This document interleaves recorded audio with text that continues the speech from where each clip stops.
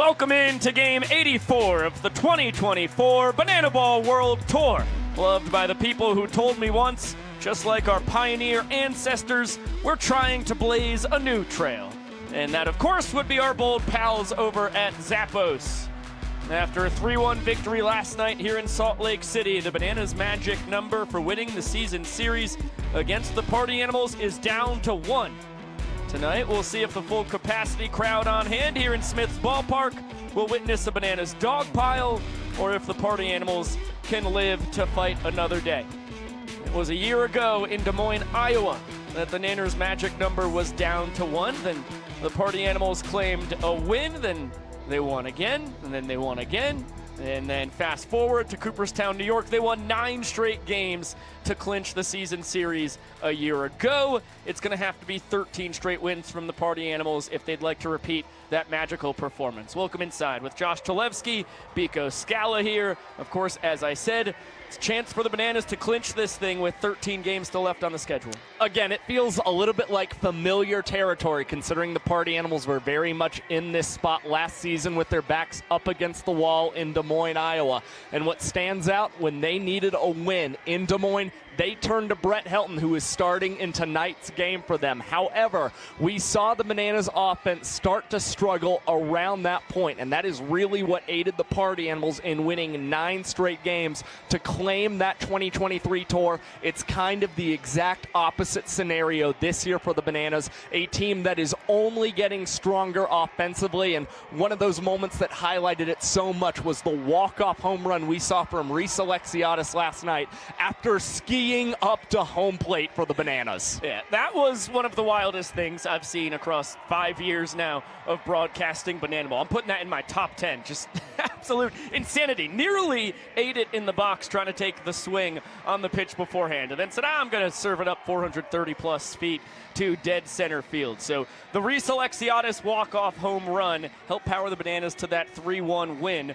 But this Party Animals team, even though they're down Drew Gillespie and Bryson Bloomer, they are still very formidable when it comes to taking down this Nanner squad. Now, last year, across the 9-game winning streak to end the season, they only trailed in one of them. It was the penultimate game in Syracuse, New York, when they had a 3-run rally in what ended up being the final inning, the 8th, to steal that one from the Bananas. So certainly, the Nanners jumping on Brett Helton early would be a good way for them to reverse history and maybe not fall down a similar path for a second straight year. Well, what we do know about Brett Helton is he's a big game pitcher for the Party Animals overall, loves pitching deep into ball games, and it was evidenced 3 complete games for Helton a season ago and was very much the main force in that rotation down their winning streak. So Brett Helton, he's already having a pretty special night, returning to pitch in Utah after spending a couple seasons pitching collegiately for the Utah Utes. Now finds himself back here again with the Party Animals backs up against the wall, and I would not be surprised if he is rolling out there on the mound. The Party Animals make the necessary pitching adjustments to keep Brett Helton in the game if he continues to roll along. Yeah, and this is not just the home field for the Salt Lake Bees, the AAA affiliate of the Los Angeles Angels. This is the University of Utah Utes home baseball field. So Helton, who is a two-way man for 3 years right here in Salt Lake City for the Utes, gets to start. That is really some special stuff. And of course, Ryan Kellogg has pitched plenty of game here as well as he got up to AAA in the Chicago Cubs organization. This is AAA here for the Angels organization. Okay, a lot more to talk about on the pregame show. We're going to have Brett mic'd up later on, as per usual. Of course, tonight had to be a Brett Helton mic'd up evening. For now, though, we're going to get it down to Jesse Cole. We're about to get a Banana Baby. Yes. Banana Nation, we love this song. We need everyone to get your spirit fingers up in the air. Both hands all the way around the stadium. Because this is a tradition that we've honored in Banana Land since our first game in 2016. And since then, it has brought us 827 wins, a number I just completely made up. Keep it going, fans, because it is time to meet tonight's Banana Baby, Paisley. 6 months old. Feeling this moment. Keep it going for her.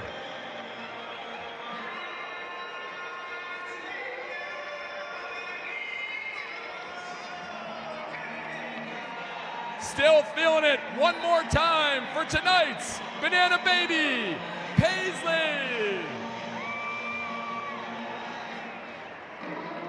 Ladies and gentlemen, boys and girls, direct your attention to right field. They are the wildest, craziest, sexiest, most outrageous group of animals you'll ever lay your eyes on. And they're here for just one reason: to party. Make some noise for the party animals.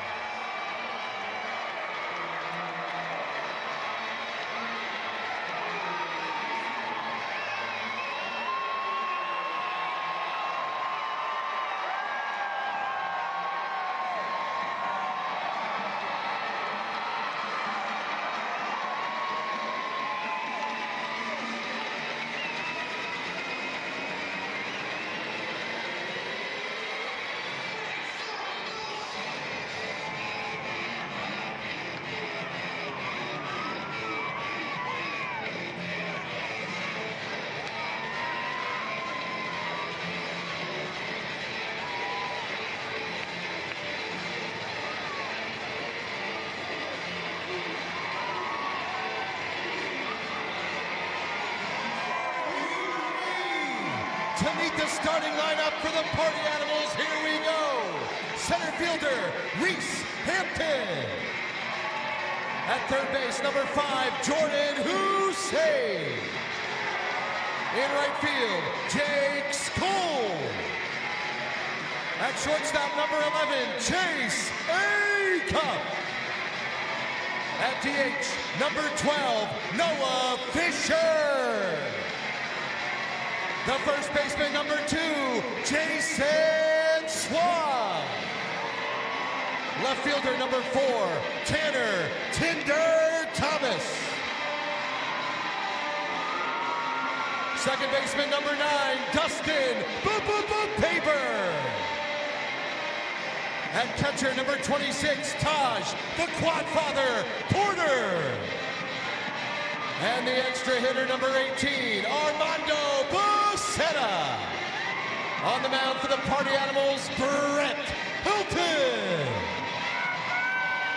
The party animals are managed by Mike Vavasis, assisted by Isaac Hess and Anthony. How you doing? Coramado.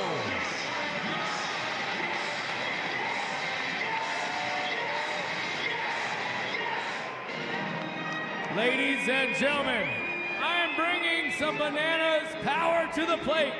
His name is Emerson. Emerson is 5 years old, and he's attempting to hit a home run against these party animals. As Bill said, he's brought 5-year-old Emerson up to the dish. And now Josh and Bika will take over again in the booth. Brett Helton, the former University of Utah star and Pittsburgh Pirates minor leaguer in his 11th year of professional baseball. Just mere feet away from Emerson, who takes a mighty hack and comes up empty. Good swing by Emerson, and you saw some off-speed stuff from Brett Helton. Has a 4-pitch mix out on the mound and usually goes to the heater, but decided to surprise Emerson with something off-speed. Another cut and a miss. Goes with the slow stuff again, sneaks it by the 5-year-old Emerson. And now split stepping in, trucks Bronson ball home, shoves away Helton, and sets Emerson up with the tee. Big hack, opposite field smash from Emerson. Jason Swan can't handle it. Jake Skoll flipping to first, and how about this? John Byrne was pushing Dustin Baber out of the way. Rarely do you see any kind of umpire interference. Now all of a sudden you've got the Bananas and party animals down that first base line in some sort of a dog pile. The guys all storming after one another, and it's Emerson coming around trying to score and touching home plate. Huge smile on Emerson's face. Took the helmet off. Showboated all the way home in classic banana ball style. Sam Bauman is going to wrangle our superstar over for a post-home run interview. Sam, you've got the floor. And we got 5-year-old Emerson here, Biko, Josh. Emerson, talk to me about the mentality you had stepping up to the plate today in a big moment. I was so excited to do it. It was so fun. Guys, Emerson putting it into a perfect picture of what just happened. Now, talk to me, Emerson. I noticed you took off your helmet as you rounded second base. What was the thought going on there to get rid of the helmet? So I could run faster. Absolutely brilliant. I mean, the guy's just thinking otherworldly right now. Emerson, I know the Party Animals, they taunted you a little bit. How'd it feel to score a big run in front of this sold-out crowd tonight? Felt very good. Emerson, 5-year-old Emerson getting the Bananas off to a good start. And while there's jubilation over here, not so much on that Party Animal sideline, let's toss it over to Drake Toll. Skip, otherwise known as Mike, in moments like these. 76th time this year the home run hitter has scored. Complete fall apart, colossal failure on your part. What do you got to do to be better? You know, I don't know what we need to do at this point. The guys can't keep it together on the field when the ball's split in play, and we've worked on it, but it just continues to keep scoring on us. Looked like your team that initiated the brawl as well. Just lack of focus? Yeah, lack of focus, a little frustration. I think they had to take it out on the Bananas guys, and it just fell apart. Can you ensure this won't happen again? I cannot ensure it won't happen again. Josh, we go back to you. Thank you very much, Drake. Thanks to Vavan Emerson for taking the time. And, of course, thank you to Sam Bauman. That was some very insightful stuff from our home run hitter, Emerson. Well, I think there's a lot that future home run hitters can learn from Emerson. In particular, taking off the helmet, running around the bases to get more speed. Yeah, became more aerodynamic. Makes complete sense to me. Okay, let's get it down to the young professor. He is presenting Jake Lialios to the folks here in Salt Lake.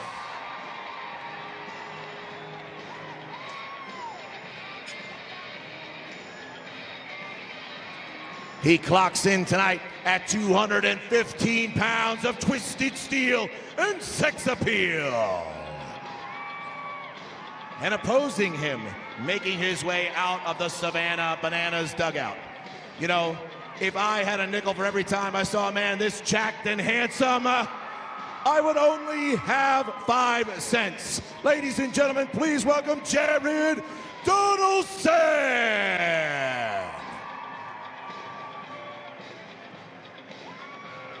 He weighs in tonight at an even 200 pounds of pure potassium power.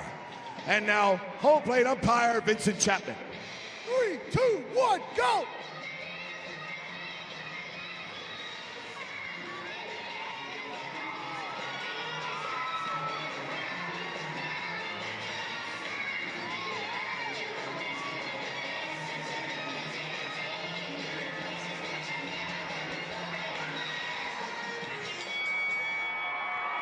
Ladies and gentlemen, direct your attention down that right field line as it's time to meet the cast of the 2024 Banana Ball World Tour. Impressive work from Lialios and Donaldson.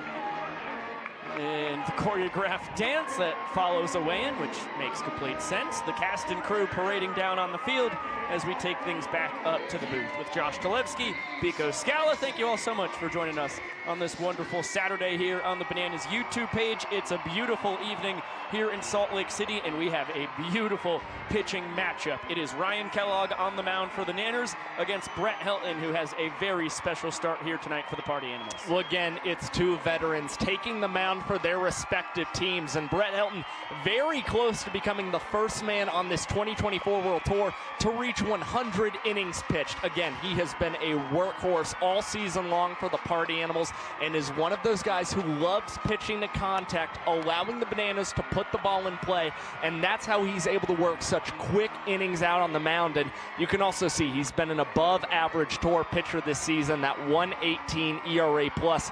indicating he has been 18% better than the tour average pitcher. And for Ryan Kellogg, we've seen really sensational stuff for him, especially in the month of August. Currently has an earned run average below 1 in this month. And again, another guy who is pitching to a lot of contact for the Bananas. At times, the Party Animals have hit him hard. And for Kellogg, more than anything else, he surrendered 8 home runs this season, the most of any man on tour. He's got to keep the ball in the ballpark, especially out here in Salt Lake City. We saw the elevation pay dividends for Reese Alexiadis and Chase Acup last night as they left the yard. Well, for Kellogg, he's the elder statesman in the Bananas pitching rotation. He's kind of become a de facto player coach, helping his guys find a lot of success this year. As of late, Ryan Kellogg finding a ton of success. 1 earned run in his last 13 innings pitched. That goes back to July. Okay, let's get it down to the field again. Jesse Cole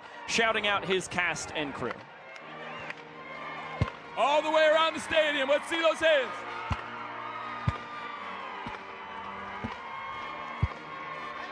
First, they'll be rocking all night long. Let's hear it for your Banana Men.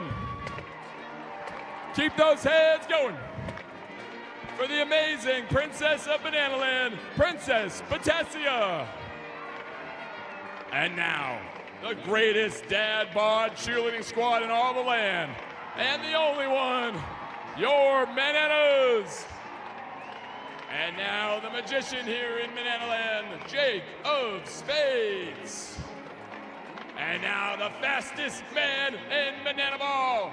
It is Flash the Kid, Malachi Mitchell.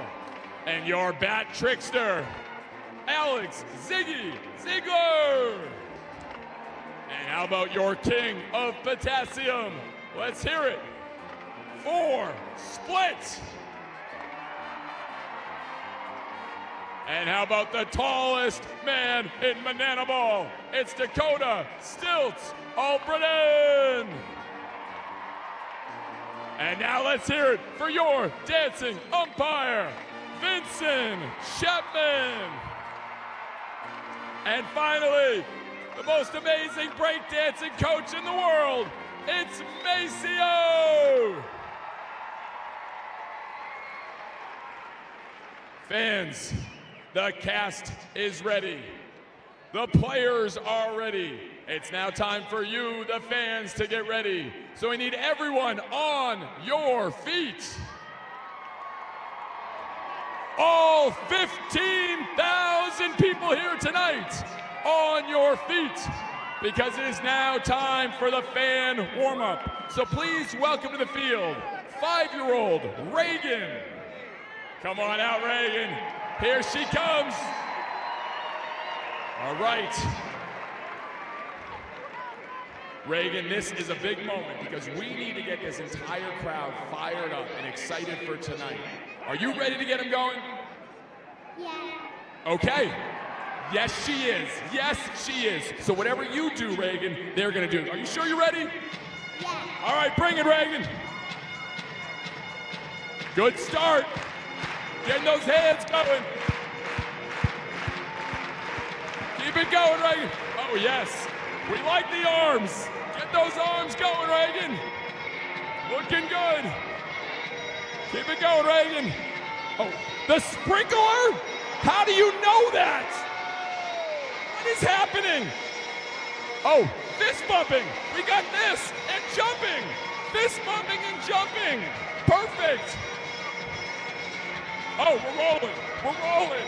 We're rolling. I like it. Keep it rolling. All right. We got this. Reagan, look around. 15,000 people going crazy for you. Let's hear it for 5-year-old Reagan.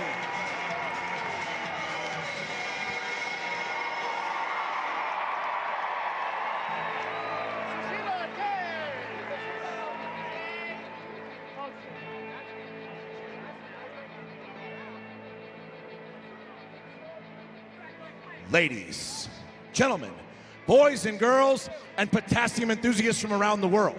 Tonight, you and thousands of your friends here live and millions more watching at home have gathered here to witness something beyond your wildest imagination. From Montana to Savannah, from the Isle of Man to Tokyo, Japan, the Banana Maniacs come from across the globe to witness this. This is not baseball. This is the crucible where the fastest, hungriest, and most entertaining players are forged. This is a game of the fans, by the fans, and for the fans. But this is not your granddad's pastime. This is not just another night at the ballpark. This game is baseball by birth, fruit by name, and an absolute worldwide phenomenon by the grace of God. This is the time for all 15,000 people here in Salt Lake City to get on your feet and give me your voices. Because this is the greatest show in the sports. Ladies and gentlemen, this is Banana Ball! Salt Lake City, it's time to meet the starting lineup for your Savannah Bananas. Leading off in center field, number 5, DR the Doc Neto. Batting second, the extra hitter, number 19, Dan Oberg. Batting third at first base, number 3, Eric Jones. In the cleanup spot, the right fielder, number 2, Reese Superman Alexiadis. At second base, number 8, our greatest showman, Jackson Olsen.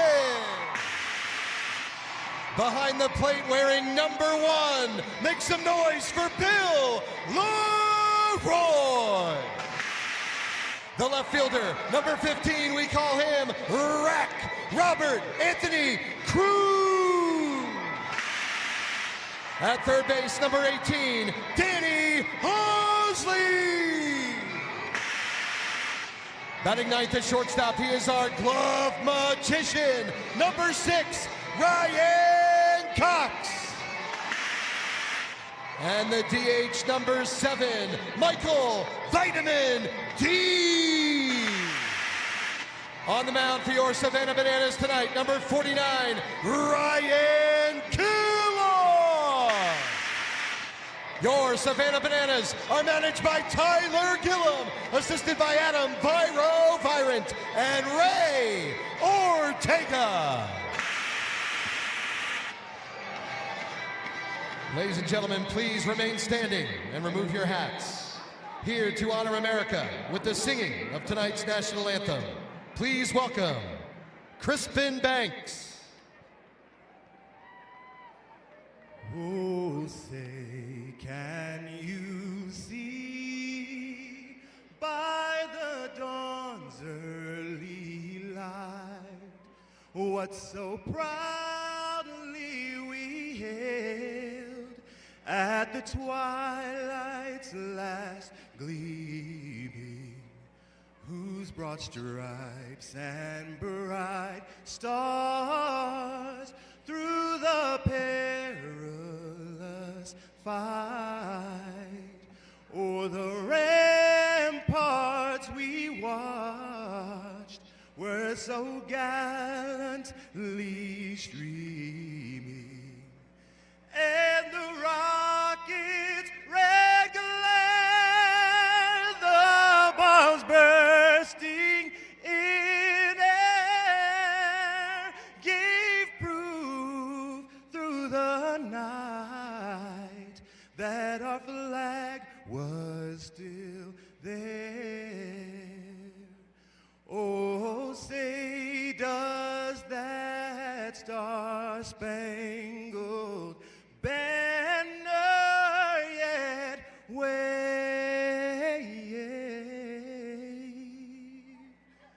o'er the land of the free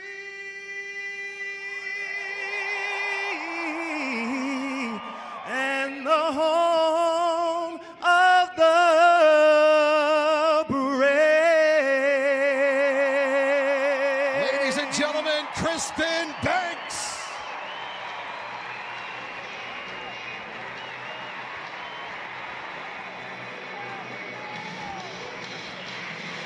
What a national anthem from Christian Banks. What a way to kick off game 84 of the 2024 Banana Ball World Tour. Loved by the folks who say the only thing I'm guilty of is being amazing. Our saucy friends over at Zappos. The Bananas' magic number is 1. A victory tonight will give them the rights to claim the Beehive State in the season series against the Party Animals. Let's take a look at the Nanners' defensive alignment as they try and shut the door on the boys in black and pink. Left to right in the outfield, it's Robert Anthony Cruz, D.R. Meadows, and Reese Alexiadis. In the infield, the usual suspects. Third to first, Danny Hosley, Ryan Cox, Jackson Olsen, and Eric Jones Jr. Catching is Bill Leroy, and on the bump is Ryan Kellogg. Well, it was Jackson Olsen who was the standout performer defensively for the Bananas last night. Collected 6 trick plays in the ball game, tying the single game record for a single player, and now finds himself just 8 trick plays away from becoming the 4th player to 100 trick plays on this year's World Tour. And for our corner infielders, both Danny Hosley and Eric Jones Jr. reached that 40 trick play plateau last night. Impressive stuff from Haas and EJ. Ryan Kellogg's 2 for 2 in his trick play attempts here on year 2 as a Savannah Banana. The man with the toque on his noggin, the 6'6" southpaw out of Ontario, Canada. Ryan Kellogg making start number 21 on this year's World Tour and has 3 wins and 5 losses. And we mentioned how good he's been in August. He's also had really strong numbers in games out west this season. 1 win, no losses, 17 innings pitched, and he's only allowed 3 sprints while striking out 12 in that span with a 3.71 earned run average and averaging 3 outs in 3 minutes and 30 seconds on the mound. And for the Party Animals right now, they are batting just 171 against the Maple Leaf lefty here in August. And Kellogg's got to be feeling great tonight. Cowboy Kyle told us he took down Taj Porter in an Oklahoma drill in the locker room today. It was Witt, not Braun, that won him that battle. Here's the Party Animals lineup. At the top, it's Reese Hampton, then Jordan Hussein and Jake Skoll. Chase Acuff in the cleanup spot. Noah Fisher, Jason Swan, Tanner Thomas, Dustin Baber, Taj Porter, and Armando Becerra to round it out. Well, Jordan Hussein has continued to have strong numbers against Ryan Kellogg all season long. That's why you see a bump up in the order for him tonight. And for Chase Acuff, went deep for the 6th time on the tour last night, and that's why you see him inserted into the cleanup spot tonight for the Animals. We know Kellogg won the Oklahoma battle against Porter. Be exciting to see who wins the plate appearance when we get to the 9-hole. Let's get it down to Jesse. It's time. On 3, I need everyone here to yell, start the clock. 1, 2, 3. Showtime. Just a 2-game series here in Smith's Ballpark in Salt Lake City, Utah. And this is game 2. The Nanners a 3-1 victory an evening ago. Reese Hampton, the switch-hitting center fielder, trying to start things off with a thunderbolt for the Party Animals. Well, he's the guy who's always been responsible for setting the table for the Animals. Unfortunately, it does not look like he's going to be able to accomplish that to start this ball game as Ryan Cox reaches over his shoulder and comes up with the catch as D.R. Meadows was laying out for it in shallow center field. It's the old-fashioned yoink, made famous by The Simpsons. I thought that thing might fall in there. It was in the Bermuda Triangle. Cox takes control. That's a fantastic play to start the ball game. Now Jordan Hussein, the third baseman.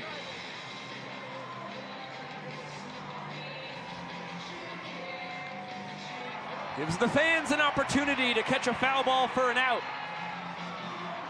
They come up empty. It was on the bobble.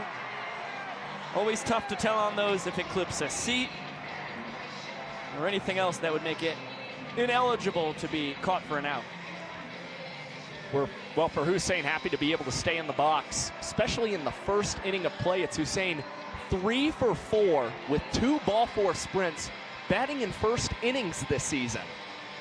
2-2. Line foul, no. The net steals that opportunity from the fans. Did not see a foul ball caught for an out last night. Over 14,000 fans on hand. Plenty of real estate for the folks here in Salt Lake to make a play. Danny Hosley making the play look easy right here. Between the legs for the trick play. He's now up to 42 on the tour. And that was an impressive play from Danny Hosley. It looked like he was nearly about to field that with his glove through the legs. Just a nice, easy transition and flip up to himself. And a perfect throw across the diamond. 2 quick outs for Ryan Kellogg in 2 minutes on the dot. See if it takes a minute to dispatch Jake Skoll. What a 4th World Tour the former first rounder is having. Behind 0-1 here. Another multi-hit night and evening ago. Batting average at .299. On-base percentage, a team high 401. He's now played 6 straight games for the Party Animals with multiple hits. And we saw last night both of them went for extra bases. Skoll with a triple and a double. Kellogg sneaks a fastball by him. Skoll normally gets a steady diet of off-speed and breaking balls from the entire Bananas pitching staff, but especially Ryan Kellogg, who stays with the gas and blows it by Jake Skoll for a big strikeout. 1-2-3 inning for Kellogg, and looks like he's not going to get off the field. I think this is Napoleon Dynamite Dance round 2. Electric Boogaloo. Well, debuted this late last season in Milwaukee, Wisconsin. It felt like he had to pull it back out of the arsenal once again. Kellogg absolutely into this dance. And by the way, he just threw a 2-minute and 46-second inning out there on the pitcher's mound. Nails the forward roll.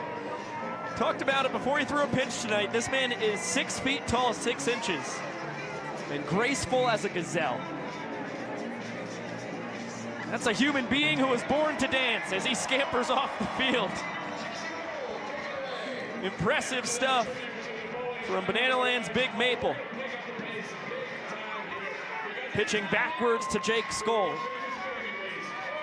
And he wins the battle between 7-year minor leaguers. Here's how the Party Animals line it up defensively. Left to right in the outfield, it's Tanner Thomas, then Hampton and Skoll. In the infield, third to first, UC Hussein, Chase Acuff, Dustin Baber, and Jason Swan. Behind the dish, it's Taj Porter, and on the mound is Brett Helton. Well, we saw a good night in the trick play department for the Party Animals as all 4 of their infielders, the same guys who started last night, recorded a trick play for the Animals. It's actually Jordan Hussein, a perfect 9 for 9 in his trick play attempts here in the month of August. And Dustin Baber, really impressive 2 trick plays last night for the Animals as well. We'll check in quickly here on the world's slowest race. 7 babies out on the infield. So far, 1 of them has moved, a pretty good amount at that. And the other 6, well, they're just palling around. There goes our superstar.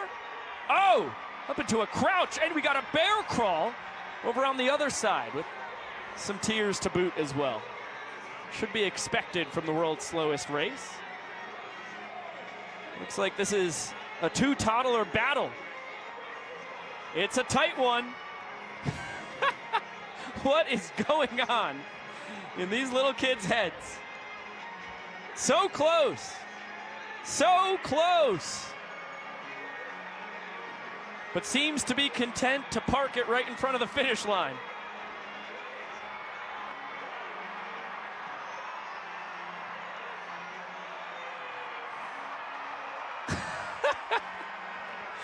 I don't know if there was a victor, if that ended up being a tie. I think that was a come-from-behind victory. Seems to be. Wow, that was surprising. Never know what you're going to get from the world's slowest race, and looks like the Party Animals and Brett Helton have a very unique intro here as we head to the bottom of the first.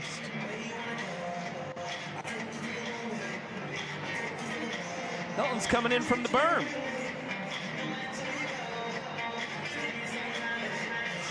Talked about it in the pregame show. This is Brett's college ballpark when he spent 3 years as a two-way man at the University of Utah. Actually showed up in 2013 as a shortstop as his primary position. That's where he played the entire first fall of Power 5 D1 ball. And it turned out pitching was his future. Turned into the Sunday and then Saturday starter as a sophomore. Turned into a 9th-round draft pick after his junior campaign back in 2015.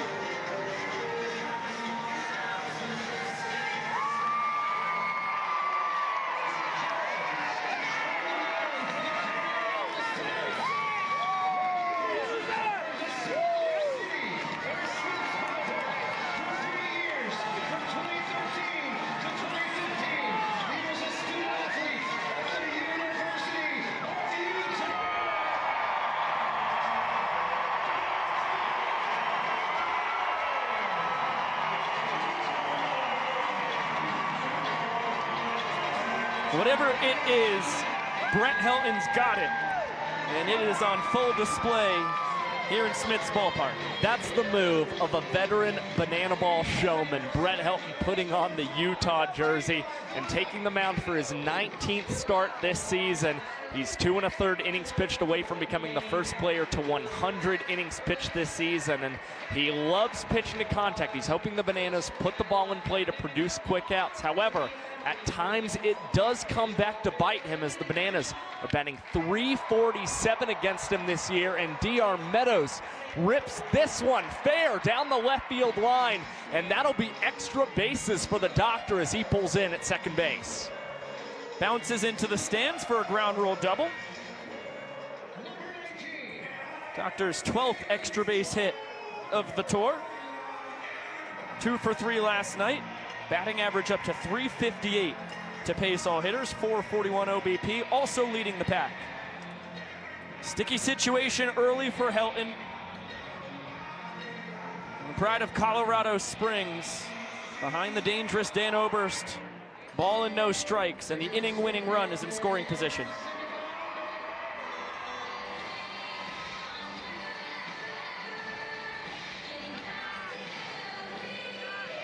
That ball annihilated, foul. As Dan would tell us, that ball was hit hard. Laced down that left field line, and despite the great exit velocity from Dan, you still saw the fans down that left field line trying to make a jumping catch and record a foul ball caught early in this ball game. Kamani from Kannapolis, North Carolina on the Dustin Baber screamer. This one chopped the other way.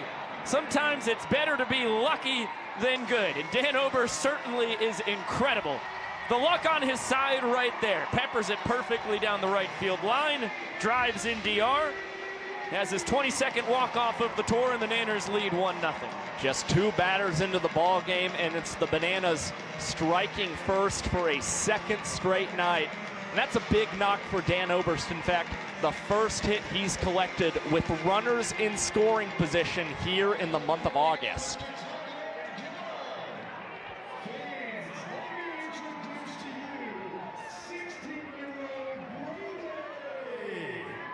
Tyler, get him down on the Brody field. hasn't We'll toss done it down to anything him. awesome yet, but he's got a special question to ask somebody. Amelia Jolly.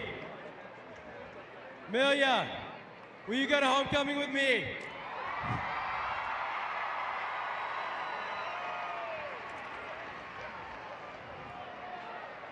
Yeah! She said yes!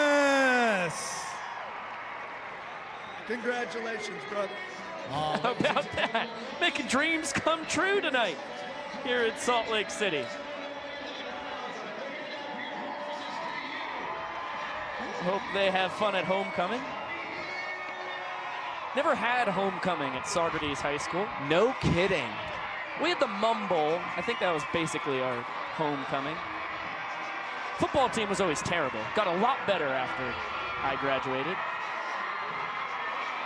That is blowing my mind right now. Not the football team, just the fact that you did not have a homecoming dance. We had prom, and we had... Well, thank goodness you had prom. The Mumball. I only went to one of my 4 homecoming dances. I'll let you know that. I can be candid. I can be honest with our YouTube viewers. Here's Chase Acuff. Ball and a strike. There was one year we just wanted to go to Six Flags. Who was we? Me and my pals. Okay. Who's your pals? I believe it was my friends John, Ben, and Owen. Good. Good for John, Ben, and Owen. All certainly could have had a blast at homecoming, but Josh couldn't find a date, so they decided to take their buddy to Six Flags. Well, that's not true. That's not true. Don't do that. This one poked to the right side. Alexiades will tap it up in the air and will take a nap as he grabs his 32nd trick play of the year. Well, we saw Reese Alexiades a weekend ago become the first rookie to 30 trick plays in a season this year, and now just continues to add on to his trick plays, making this one look nice and easy, the pop, and then going into a little sleepy time. I love a little sleepy time. One of my favorite times. Fastball at the bottom of the zone. Strike one to Noah Fisher. Party Animals DH heating up as of late. Sends this one a mile high, shallow center. And Meadows behind the back. Calm, cool, collected for the third Nanners trick play of the game. Well, we did not see a trick play last night from the doctor, and he had to move into shallow center field to come up with this catch. Didn't have enough time to put himself in a position to rip the backflip, but instead starts to go to something else he's got in that arsenal. Really nice little behind the back grab there. This one chopped to Cox, and it's going to be under his glove. 2-out single for Jason Swan. First Party Animal to reach against Ryan Kellogg here tonight. And Swanee having a really sensational series here in Salt Lake City. Had 3 hits a night ago for the Party Animals. Now already has 1 in this ball game. And that's a ball certainly you expect Ryan Cox to grab. In fact, I think you'd expect him to get it 360, go between the legs and fire it over to first. But a tough play for an average shortstop. On the run, just snuck under his mitt.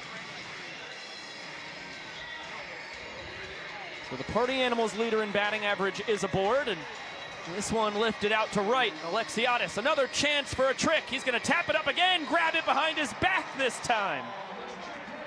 3 trick plays from the Nanners, 2 from Super Reese, 1 from the doctor, and it's 2 scoreless innings for Kellogg. Impressive work from the Bananas outfielders in the top of the second inning, and it's another inning thrown in less than 3 minutes for Ryan Kellogg. This one, 2 minutes and 34 seconds. Impressive stuff from the big lefty. As we go to the bottom of the second inning, Bananas lead 1-0, and we're joined by the man of the hour, Brett Helton, at the center of all the action. How you doing tonight, buddy? I'm doing amazing, guys. What's up, everybody? What's up, Lake City? What's up, world? The world says what's up right back. Brett, just how special is this for you, man? We went through the whole University of Utah story. This is pretty sweet. It's really incredible. Every time I come back here, it's always to see my friends, but actually do something I love. Play baseball, where I play, where, you know, we get sweat and effort. It's so amazing to be back. All right, we're trailing by a point. You've got the heart of the order, EJ, Alexiades, and Olsen. What's the plan of attack here to try and put up a goose egg? I'm going to attack, do my thing. I'm going to throw a lot of strikes. I really want my boys behind me to get a lot of confidence and get plays under their belt. So I'll get a couple ground balls, hopefully, get it involved, and then we'll take that momentum to the plate, put up about 2 runs this inning, and we'll get back into it. Britt, do you feel like, having pitched in this ballpark for a couple of seasons in college, you feel like you have a competitive edge in tonight's ball game at all? Oh yeah. I get to the elevation, I already know that it's good. You can breathe better up here than anywhere else. Yeah, my morning runs have been horrible, Brett. Yeah, if you're not used to fun back and like really great. I'm a C-level guy. Okay, here's EJ. Oh, got the ground ball, but didn't go to somebody. But that's all right. There's nothing more momentum shifting than a double play. Yeah, the luck when it comes to balls actually being hit to defenders, not on your side so far tonight. That's an 0 for 3. The good thing is, hopefully they use them all up, and then we can take them all late in the game. Flash is watching me. Flash wants me to do a high leg kick, and I'm not going to do it. Slide step, Peter. And Alexiades too, he's really timing with his leg kick and everything in his slide. So I want to be extra timing crazy on him so he doesn't feel comfortable. There it is on the outside corner. Here we go. I think Flash might want to go here, but I'm going to go fastball again. Hopefully I can get him a little something out in front. Okay. 2-1 here on Alexiadis. 2-1, what do we want? We'll go heater again. Throw it right over the plate, hopefully hits in the ground. Here we go, give it some. Wow. That's all right. It looked pretty good. Vincent says it's low. 3-1, gotta throw some strikes here, get him out, get back on top. There we go. That'll do. That was a really good 3-1 pitch. It's hard to hammer that one. That was a pitcher's pitch. But he's seen a lot of fastballs, so I hope somehow I can do a little bit of trickery here because I'm going heater, and he's seen a lot of them. Oh, that's not good. That's not good. Here we go, boys. Quick, quick, quick, quick, quick. Oh, he's going. Get him out, get him out, get him out, get him out, get him out. Well, that's the speed of Malachi Mitchell on display right there. Your boys can't execute on the sprint defense, and the Niners up 2-0. But as you said, they've used all their luck already, so the things should head your way in the near future. Yeah, we like that. It's party animal time now. They had their time. It's time to go. Brett, thank you so much for joining us, man. You're the best. Keep having fun down there, Brett. You got it, boys. There goes Brett Helton. What a treat it is always to get to hear what's going on in his mind. One of the smartest pitchers we have in Banana Land. That time just can't execute on the 3-2, and Flash scores all the way from first. Maceo and the fellas will dance us to the third. Niners up 2-0.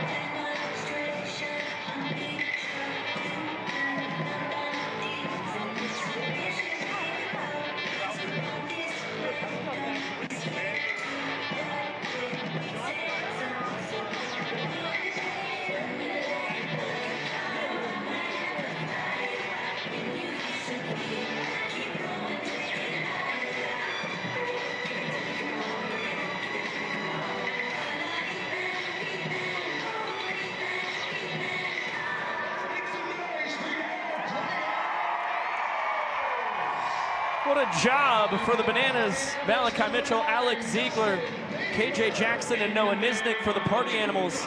It's Dalton Ponce, Bryson Bloomer, Jake Lialios, and Ryan Rodriguez getting in on the action. And Jared Donaldson takes over on the bump for Kellogg, who threw 2 scoreless and earns 2 points. It's really good work for Ryan Kellogg and the Bananas with this only being a 2-game series. They're trying to get most of their arms into this series. So it's Donnie toeing the slab for the 27th time this season. He currently sits 5th on the World Tour with his 50 strikeouts this season, and has also maintained an earned run average below 5 in every month since the start of May. Pretty good considering the Tour average ERA this year, 5.01. Dustin Baber skies this in the infield. Cox and Olsen debating who's going to grab it. It's going to be the glove magician. For out number 1. Bottom 3 in the order here for Donaldson. Sends Baber back to the third base dugout, and now the switch-hitting catcher, Taj Porter, the quad father, steps up to the dish. And I think just a little bit of miscommunication there between Jackson Olsen and Ryan Cox over who was going to take priority of that ball is the only thing that kept Coxie from recording a trick play out in that situation. Splitter in for strike 1. And now Donnie brings in Olsen, Cox, and Meadows for a choreographed boogie.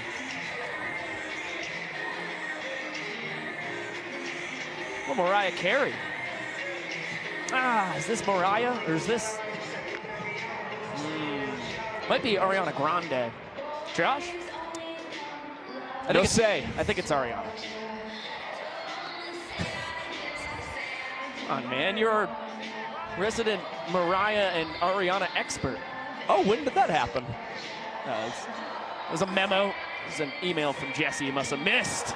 DR Meadows not missing his trick plays. Goes behind the back for the second time tonight. Now 5 trick plays in the ball game for the Savannah Bananas. 4 of them coming for their outfielders, despite the Party Animals elevating some balls early in this contest. It's the Bananas outfielders flashing the leather. There's Armando Becerra, who gets the start in the 10-hole, drives it deep to right center field. Alexiadis on the run. Sliding snag on the track. And it's a 1-2-3 inning to kick off Donnie's night. And another quick one at that. When you take out the time for Jared Donaldson's 3-2-2 pitch, he records 3 outs in 1 minute and 42 seconds. We'll get it down to Jesse for a brand new promotion. It's Helium Karaoke. They're going to be doing it with some helium. So fans, you are going to be the judge of this and who does it best. So they're going to play a song, finish it, and you're the judge. Andrew, are you ready for this? I'm ready. All right, let's see what you bring. Here we go.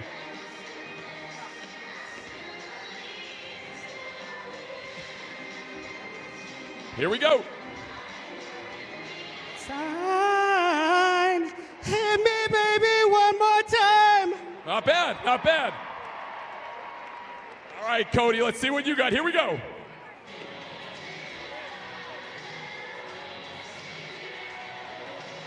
All right, Cody, this is your jam. Here we go.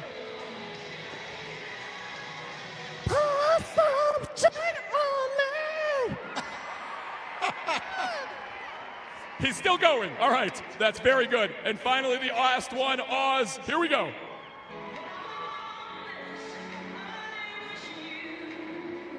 Oh, this is it, Oz.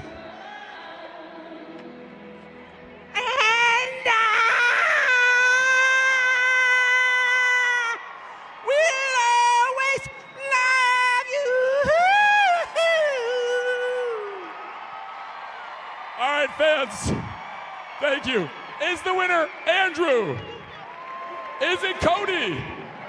Ooh, or is it Oz? And there's our winner. There we go. Great job, guys. Oh, man. What a celebration from Oz. I think his name is Oz. That's a guy I'd love to hang out with for an entire banana ball game. Retweet. Would love to know what the vast majority of fans here in Salt Lake City thought of that celebration. Some things we'll just never know. We do know Jackson Olsen can nail a lip sync walk-up. Another addition in his Taylor Swift catalog is Stilts gets the bird's eye view for us. I've always wondered what it looks like to be 10 feet 9 inches tall. It means you get to look down on the likes of Deeb, Krusminski, Luigs, and Dan, something I've never done with any of those 4. This is my formal request for more Stilts POVs. It was fascinating. Just changed my perspective on most things in life. Jackie swinging early, and he nails Cowboy Kyle.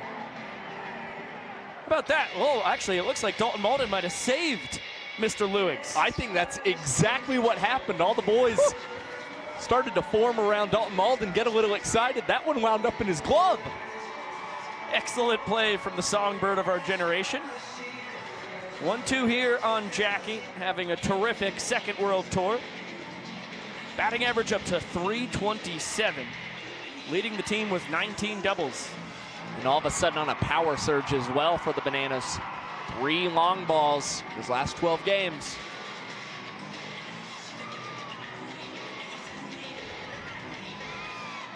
Two from Helton. Smoked foul. Jackie out of New Milford, Connecticut. It's no surprise that the batting average has been so impressive in his 2 tours in Bananaland. This is a guy who led the University of Hartford team in batting average back in 2019. Hit .306. Was second overall in the American East. What's also remarkable about Jackson Olsen, nobody is better batting in the first 3 innings of play than Bananaland's greatest showman with a .373 mark as he skies this one into deep center field. Reese Hampton will track that one down. And that is the first out that Brett Helton's been able to record in tonight's ball game. Impressive work there from Reese Lightning. Was in farther than he would have liked on the ball for sprint defense. Shows off that 80 grade outfield ability. And he was a Tigers and Diamondbacks minor leaguer.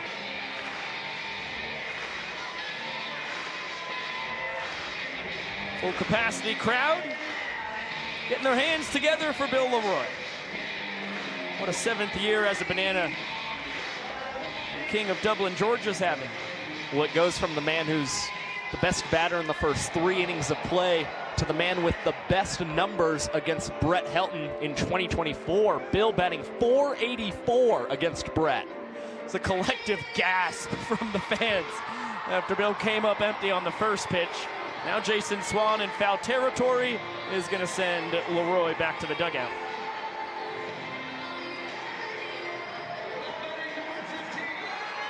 Helton has to get through Robert Anthony Cruz before he can put a bow on the 3rd inning.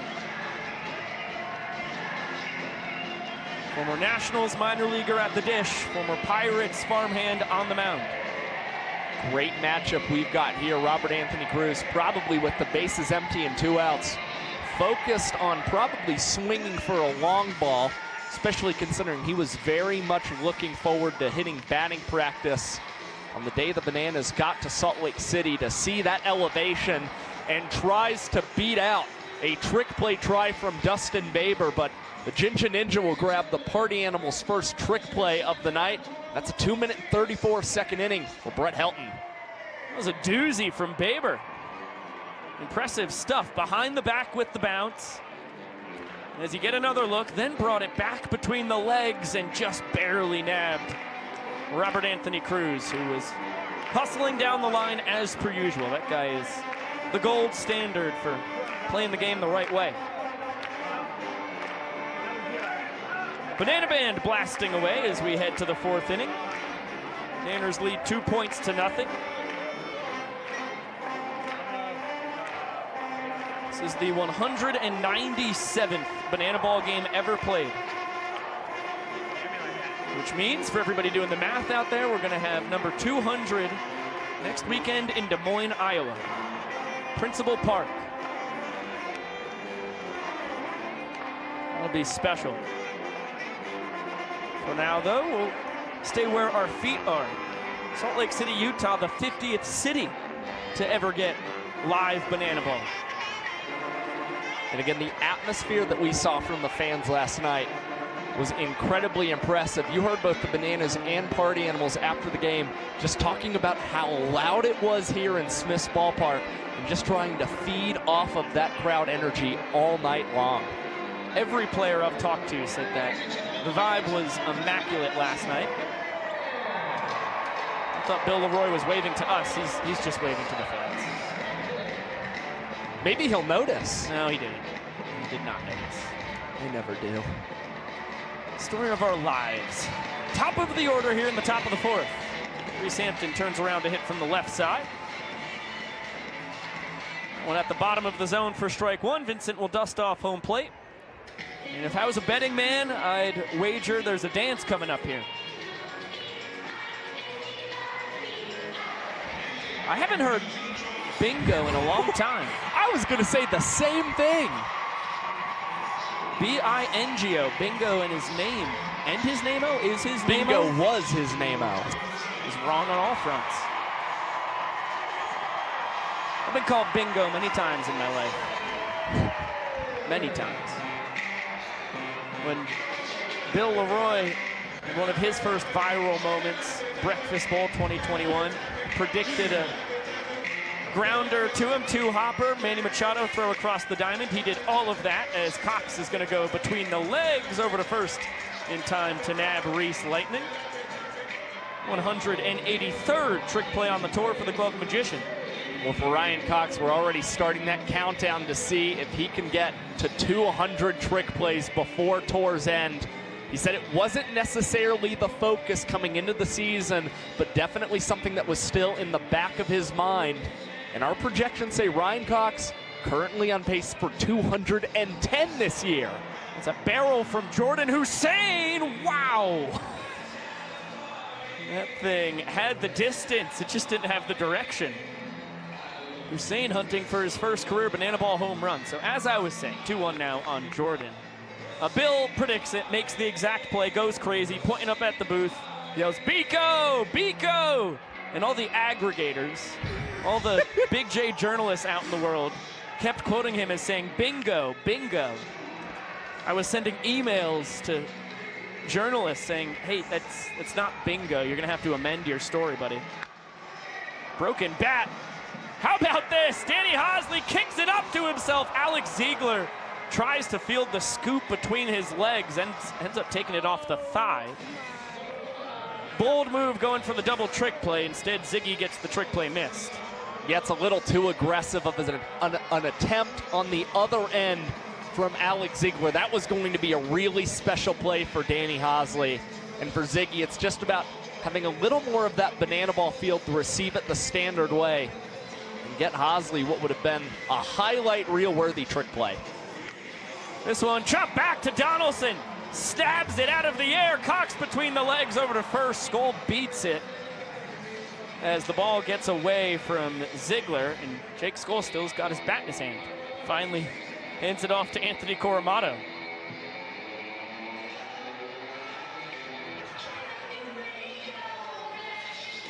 So Skoll trades spots with Hussein.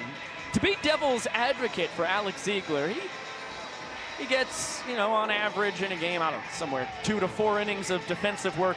He's out there to do insane things and has made some of the craziest plays from a first baseman in banana ball history.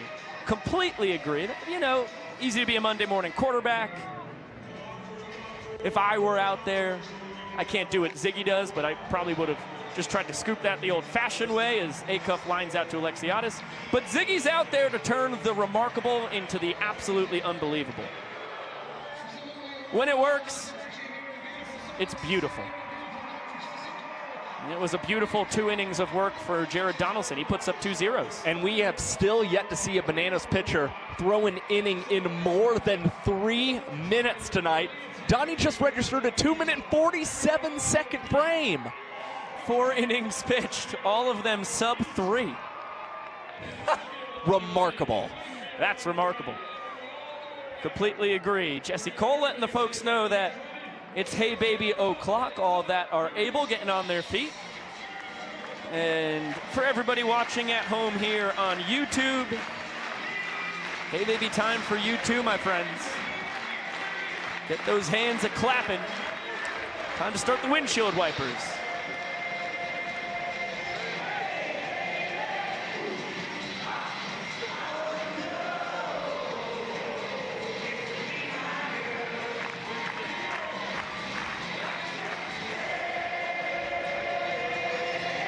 Some great looks at Smith's ballpark.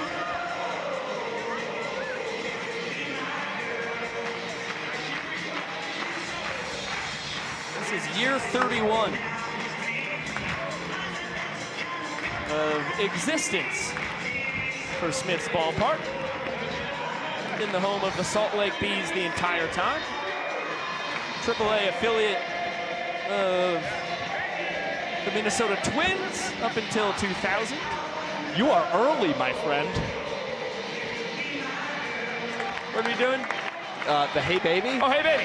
Yeah, sorry. Started waxing poetic and my body was just on You jumped the autopilot. gun at that part. Wow, how about the hit thrust from Drake Toll? Those thighs could talk, man. You've hit the trifecta tonight. Finish up on this beautiful arena for banana ball. 2001 to present day. AAA affiliate for the Los Angeles Angels. Previously the Anaheim Angels. Previously the California Angels. I thought about doing that, but I didn't know if we needed to go down the rabbit hole. Well, they were never affiliated with the Salt Lake Bees during the California Angels days rather. 7, 8, 9 due to swing it here for the Bananas. As you can see right there, every Nanner swung at the first pitch tonight. Acuff between the legs, rifle across the diamond in time to nab Hosley. Well, Chase Acuff can take a little more time with his trick plays and those transitions sometimes because he's got such a stellar arm at the shortstop position. And you see that perfect strike over to Jason Swan to get there ahead of Danny Hosley at first base. Acuff's counterpart, Ryan Cox, up to the dish. Well, Equippa, Pennsylvania native puts a charge into this one. Skoll had him played perfectly. Tries to rip the behind-the-back trick play. And it's going to be a two-base trick play missed. Inning-winning run in scoring position now. Well, Skoll didn't have to move very much to field that ball off the bat of Ryan Cox. And kind of surprising that he decided to go with a behind-the-back snag there instead of possibly try for a trap, which we saw him collect a trick play on last night.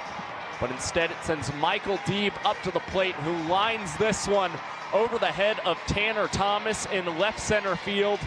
And Michael Deeb collects the third walk-off of the night for the Savannah Bananas and extends his tour lead in the walk-off department as well.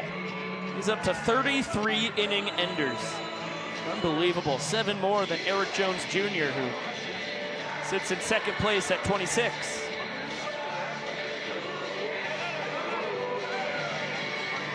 Now, are they saying where the bluegrass grows?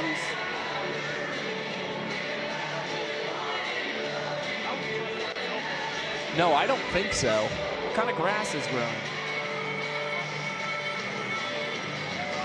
I would need to listen to the lyrics again, my friend. Yep. Shark, can you just start this one from the top? Give us another chance to get a listen. What's the name of the song? You and I Go Fishing in the Dark? Fishing in the Dark by the Nitty Gritty Band. Great name for a band. See, I can be the expert in that department for you. The Nitty Gritty Dirt Band. Oh, that's right. I Googled that. Let's toss it down to Tori Brady. There are over 400,000 children and teens in foster care without a permanent home. To raise awareness and bring families together, we created a nonprofit called Bananas Foster. Our organization is dedicated to celebrating those in the foster care community while educating and inspiring others to get involved. Tonight, we are celebrating Kirsten Wilcox. Kirsten is a kindergarten teacher who has a passion for helping children. She continues to support kids outside the classroom, and she became a licensed single foster mom 12 years ago. Since then, she has welcomed 14 children into her home and adopted 2 into her family forever. Fans, please join me in celebrating Kirsten Wilcox for making a difference right here in your community.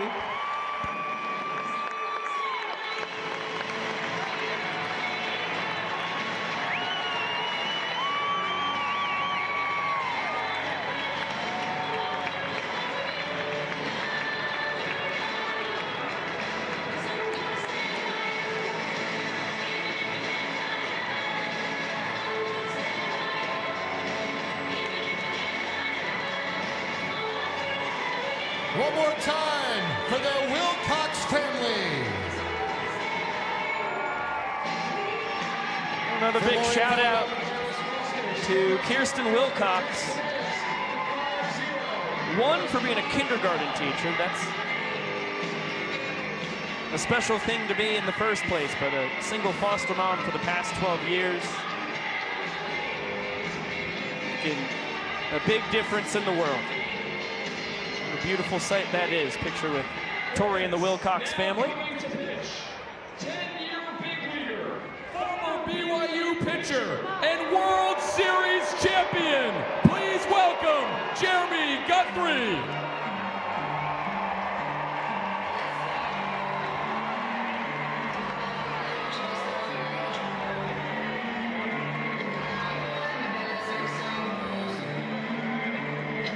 I don't know if Jesse should have told the crowd that Guthrie pitched at BYU. This is Utes territory. And especially after we saw the way Cosmo was received last night. You're exactly right. Yeah, they took it light on our buddy Guthrie, who you take a look at his career banana ball numbers, he's actually turning into a legend here. Well, he's appeared so much in banana ball that we can show his banana ball stats instead of the statistics from the major league level, but both are pretty exceptional. Jeremy Guthrie, you see with that 3.68 earner on average, averaging 3 outs in 3 minutes and 55 seconds. And he's also tied for the fastest inning ever thrown by a guest pitcher in banana ball history. He threw a frame once in 1 minute and 27 seconds for the MLBPAA. 2-0 count here on Noah Fisher, the donut hitter.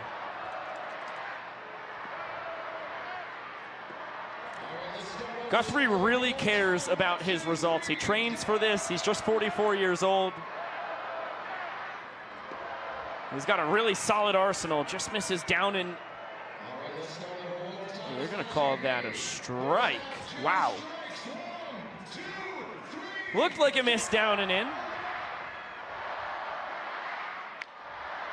Noah Fisher gets the benefit of the call. Now a diving stop by Danny Hosley. Throw is sailed over the leap of Alex Ziegler. So it's an infield single for Fisher, who was robbed of extra bases there. Well, still great play by Danny Hosley to keep Fisher from getting 2 bases at the minimum on that one down the third base line, and Hosley just trying to get up quickly enough and get that over to Alex Ziegler. That's why you saw the high throw. Unfortunately, no advance. Jason Swan with the shower of cash. Definitely not fake cash at home plate. Nice pitcher's pitch as Guthrie jumps ahead. Bill can't squeeze that one, but Fisher stays put over at first. Guthrie pitched for 5 different teams across his 13-year big league career. That ball ripped by Swan. Rack can't grab it with the leap. Fisher getting the wave around third. Cox can't handle the throw-in from Cruz, and it's a booming RBI double for Swan. Party Animals finally on the board. Well, this almost feels like a repeat of what we saw last night. The Party Animals, like tonight, were shut out through the first 4 frames, and then they exploded for 6 runs in the 5th inning last night, and already have 1 on the board here in the 5th before recording an out. Full team finds our first base camera. You get another look at the Swan RBI doubles. So 3 hits last night for Swanee. He's 2 for 2 this evening. He's seeing beach balls up there. And has 4 doubles as well in the month of August. So really impressing with his hits for extra bases. Tanner Thomas takes a fastball for strike 1.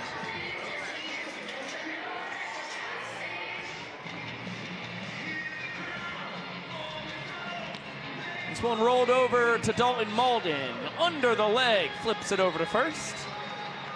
Time for out number 1. Dalton Malden making that one look awfully smooth, entering into this game as a defensive replacement. Got the slow chopper and fielded that one especially well for a quarter trick play out. And Dustin Baber for a 2nd straight night here in the city of Saints is going to replace his beer with a chug of a dirty soda, which is a phenomenon that started around here in Salt Lake City. It's starting to make its way outside of Utah even. It's a soda with some coffee creamer and a flavored syrup. Can get all kinds of different flavors and combinations. As Dustin Baber will keep this one fair down the third base line. A 2nd run in for the Party Animals. And Baber chugging for 3 bases as the Bananas are unable to gun him down at third. You can't really see what happened in the corner. Robert Anthony Cruz disappeared from our view. Seems like he may have had a little trouble grabbing the banana ball. Another look as Baber just barely keeps this one fair down the third baseline. It's 345 feet to the left field foul pole, so it's just about as deep as it comes from plate to pole. Took a while for Rack to be able to get over there, and Baber ends up at third with an RBI triple. drives in his 30th run of the tour. How about the 360? Bender in there for a strike from Jeremy Guthrie. Big smile from Taj Porter. Well, we got a chance to talk with Guthrie before tonight's game, and he was talking about what he could do from an entertainment standpoint to wow the crowd, and now you see him trying to mess as well with Taj Porter's timing. It was a Nestor Cortez type pause before delivering the banana ball. Swing and a miss. Boy, that was a nasty changeup from Guthrie to get Porter swinging. And with all of the antics you got there from Jeremy Guthrie, that's what continues to make the at-bat so uncomfortable for Taj Porter at the dish, as you see him wave through a bender.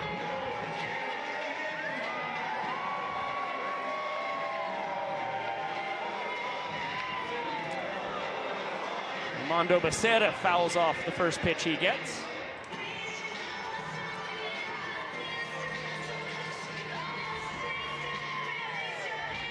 Another 360, and ends up sneaking a cutter in on the hands to Becerra, who's got a big smile on his face. He does not bite on the changeup that follows. Well, now Guthrie really buying into what pitchers can do out on the mound in banana ball, as you saw him also go with the 0-2 quick pitch to Becerra. He misses low and inside. Now the count even at 2-2.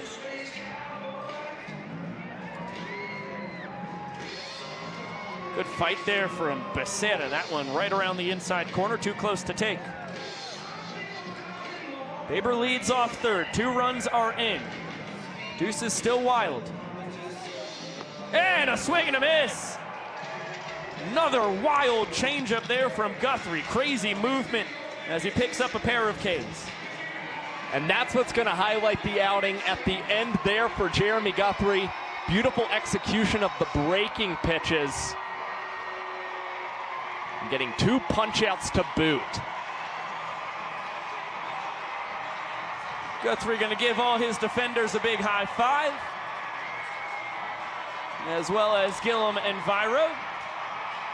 And he's going to pop over with Sam Bauman as we'll toss it down to SB. Yeah, Biko, Josh, get Jeremy Guthrie here. Quite a finish to the inning. Talk to me. We saw some trick plays out there. We saw some different approaches.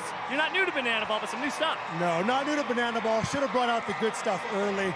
The boys can swing it. The animals know my stuff. Faced them 5 times last year, so didn't get away with a couple mistakes, but came back with the spin curve, a few nasty changeups. It's good. Is that stuff you had been working on to debut just for this? Yeah, you got to work on for banana ball. You can't just come here and show up throwing over the top 82 miles an hour. So been working on it. Let's go. We need to score a couple runs here. Jeremy, one last question. I talked to Jesse. He said he was thinking just World Series champ to announce you. He's worried about the BYU. You wanted BYU. You heard some Utah fans react. Yeah.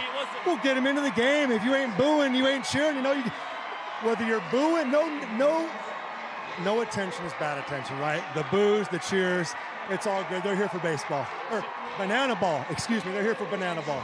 Thank you, Jeremy. Great stuff out there. Biko, Josh, a true banana ball player here, Jeremy Guthrie. That's a fact. Thanks so much, Sam. Thank you very much, Jeremy. Oh, I can't get enough of that guy. I loved his logic. With sound. He speaks the truth. Can't come out here and throw 80 poo. I'd love that on a t-shirt. Helton out for a 5th inning of work as the top of the order here. This one poked to right field. Skoll a couple steps in as he traps that against the glove for his first trick play of the game. Unfortunately missed the trick play in the 4th inning that led to a bananas point in tonight's game. He's able to redeem himself an inning later. Now back-to-back nights where he's gotten a trick play via the trap. And here comes our bat boy for the night.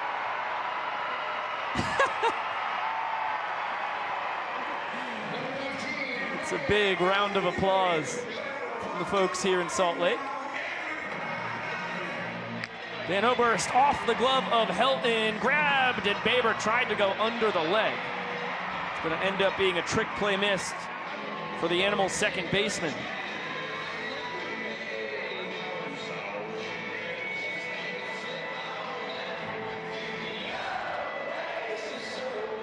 Means Eric Jones Jr. represents the inning tying run. Bananas leader in home runs with 9. Drives that one out to left center. Thomas will track it down for out number 2. Well, for Eric Jones Jr., looked like he guessed the first pitch he was getting from Brett Helton correctly. Just couldn't sit back on that one enough, as that one winds up being a little bit of underneath stuff from EJ and into the glove of Tanner Thomas's Brandon Crosby now enters the game, pinch hitting for Reese Alexiadis. Alexiadis had walked off the second inning with a sprint. Oberst, who leads off first, walked off the first inning with a double. And now Helton, Baber, Acuff, and Hampton with a nice choreographed dance. The quad father getting in on the action behind home plate.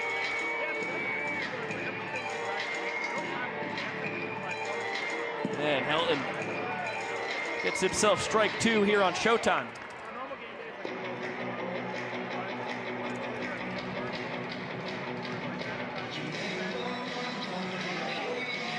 Got to look at the numbers here for Crosby on his first Banana Ball World Tour. Check swing, it's going to stay foul.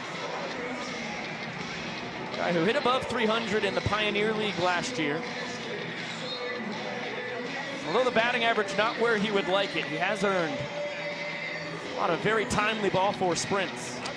He's maintained one of the higher sprint rates of any Banana or any player on tour, for that matter, and usually not afraid to have plate appearances go deep in terms of pitch counts. Very much a battler at the dish, and he's also had some timely runs batted in as well. It's a 13% sprint rate for Crosby. Only Michael Deeb at 14.2 and Bill Leroy at 14% on the dot have a higher sprint percentage than Cross. And he's putting up a terrific plate appearance here.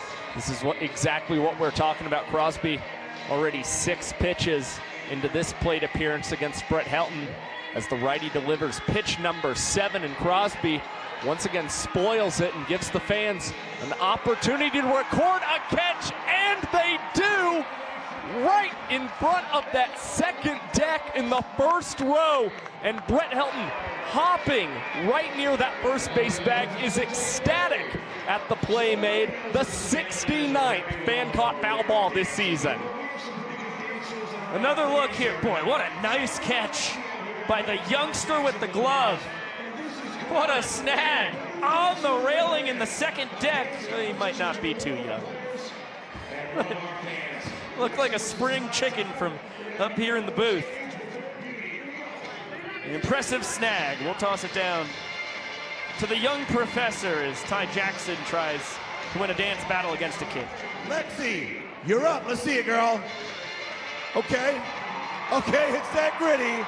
All right, Lexi, okay. All right, Ty, round 2, here you go. Dolphin dive. All right, that's tough to follow. Let's see what you got, Lexi. Here we go. Oh, the shimmy. Get it, girl. Oh, a split. Oh, all right, one more round, Ty, last one, best one. Here we go. Okay. All right, Lexi, last one. What you got, girl?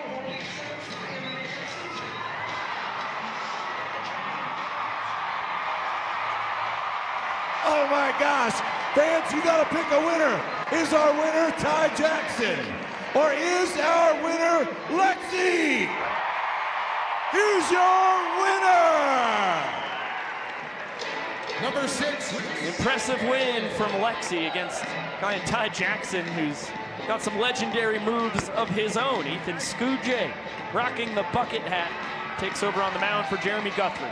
Out on the mound for the 22nd time this season, his 11th appearance in relief.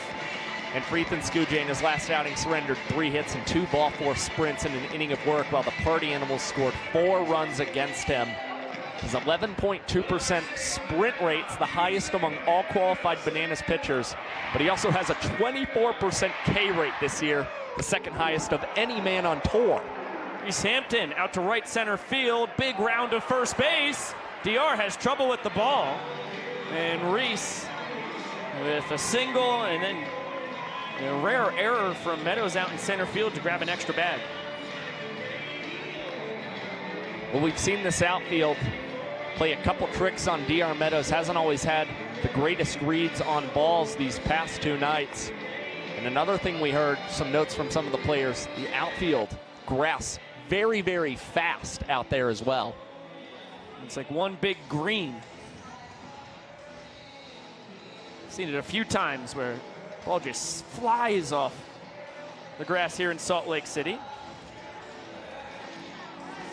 Jordan Hussein at the dish now. Taps this one to the left side. KJ Jackson behind the back. Boy, he makes it look easy as he grabs a trick play. And for KJ Jackson, he is still yet to miss a trick play this season between his time with the Bananas and the Visitors, Banana Ball's developmental team. KJ a perfect 14 for 14 in his attempts.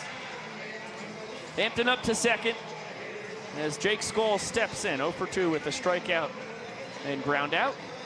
Pops one back and out of play. Perfect direction for Biko and Josh in the booth. Too much distance.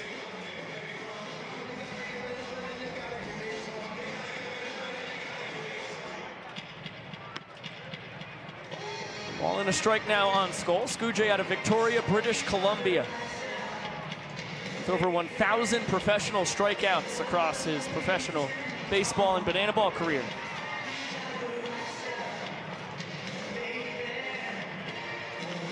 A couple guys who have both played professional ball in the land down under.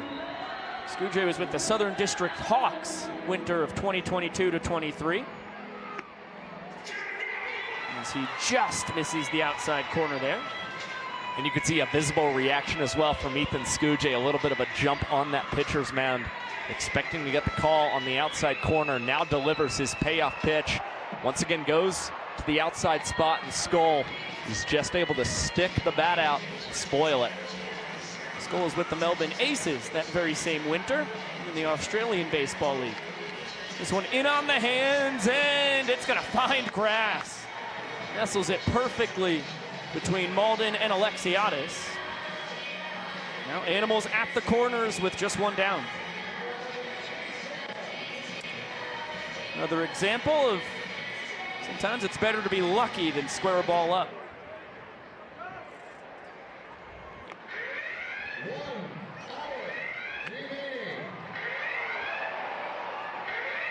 With about an hour left on the clock, Manners leading this game 3 points to 1.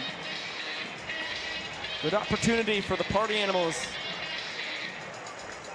to give either Brett Helton or someone out of the pen a chance to earn another point. Acuff's got to bring home Hampton from third. What's good to see here from Ethan Skujay, already ahead of Chase Acuff, 0-2, has really set himself up in an excellent position to try and get a big punch out with men on the corners.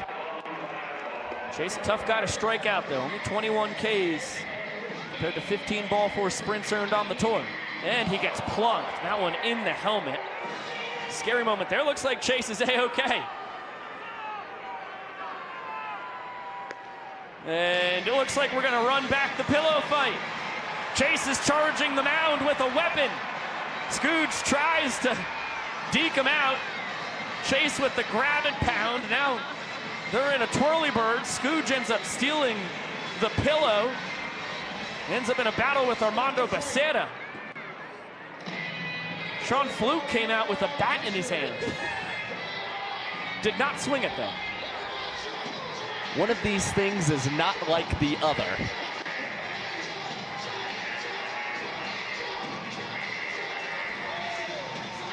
The old walk quietly but carry a big stick. I don't know if Fluke was walking quietly. He certainly had the big stick. And now the bases are loaded for Noah Fisher, the Dunkin' Donut batter of the night.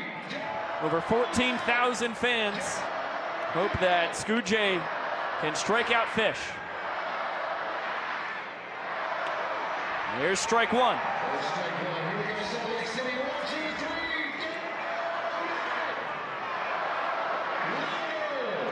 There's strike 2. Nice slider from Scooge. And it's those breaking balls sometimes that have caused a lot of pain for Noah Fisher at the plate. Now Ethan Scooge comes set with his 1-2 pitch. Another slider, this one's spoiled.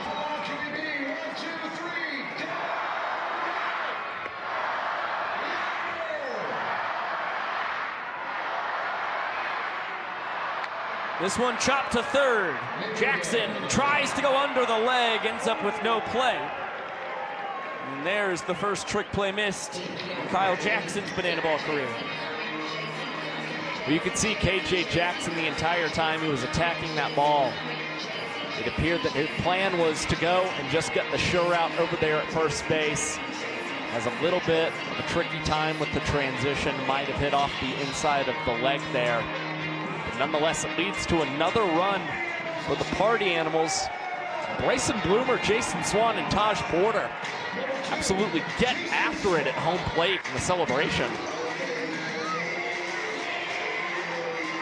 That's the JT Cumming dance.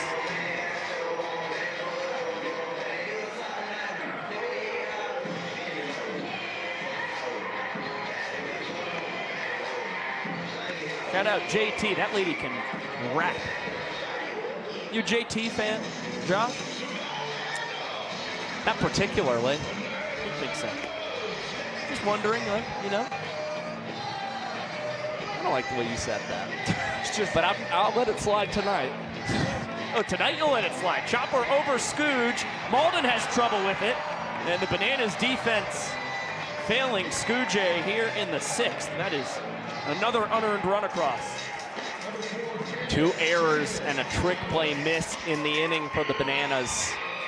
And unfortunate stuff for Ethan Scooge out on the mound. It's got to be incredibly frustrating, especially considering he's still got to get 2 outs here in this 6th inning.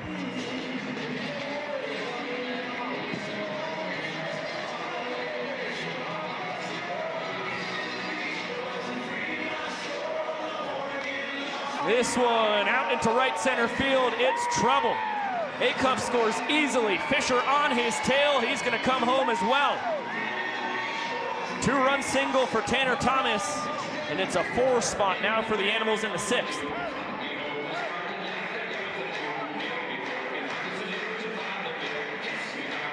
The Party Animals are just trying to pile on as many runs as they can in this frame against Ethan Scooge, and it appears very unlikely that he will be out for a 2nd inning of work in tonight's ball game. Dustin Baber with a blue bound to shallow right center field. That's a base hit.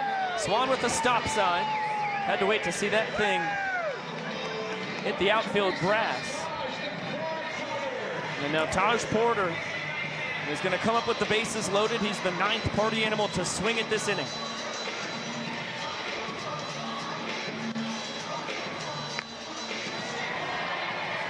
Fouls that one away.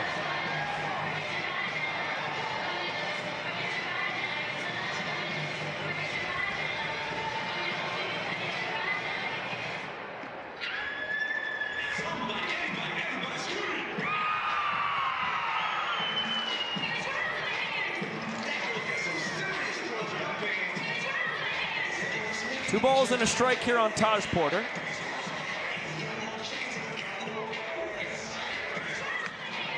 Now it's 2-2.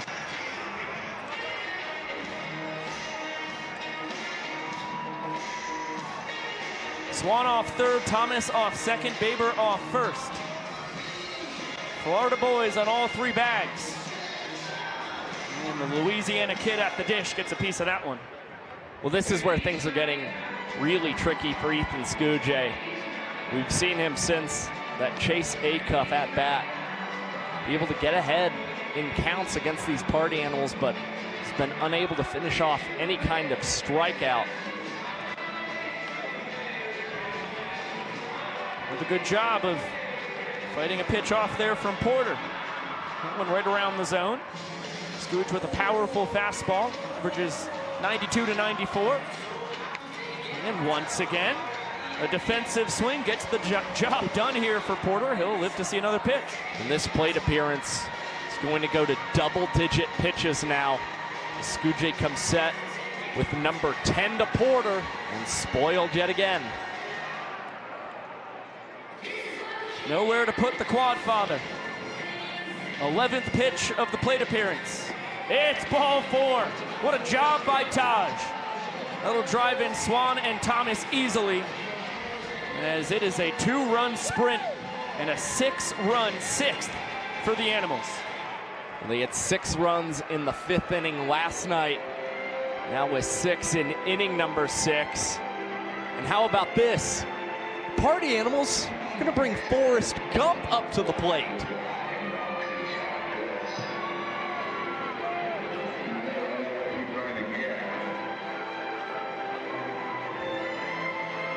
We first saw Ballhome doing his Forrest Gump in Louisville, Kentucky. Ended up fouling out to a fan and then running straight out of the stadium. This one fouled out of the ballpark. Well, if there's anything that Forrest taught us, walk-ups are kind of like boxes of chocolates too. And why is that? You never know what you're gonna get. Oh, yeah, right. Makes sense. Baber off third, Porter off first. And now it's Ballhome fouling off 2 strike offerings. Party Animals have batted around. Bronson, the 10th man to swing it. Spoils another one.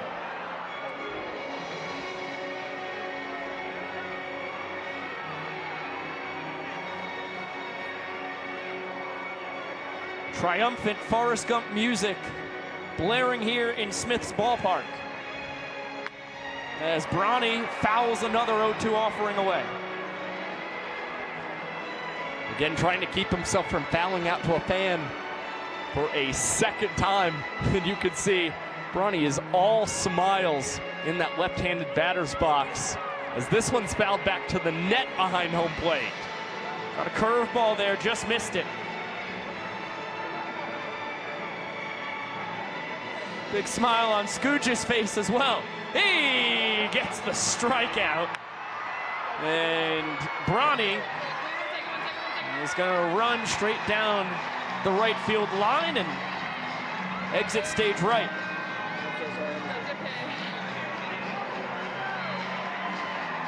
As Ian tries to track him down. Just gonna watch him run off into the distance.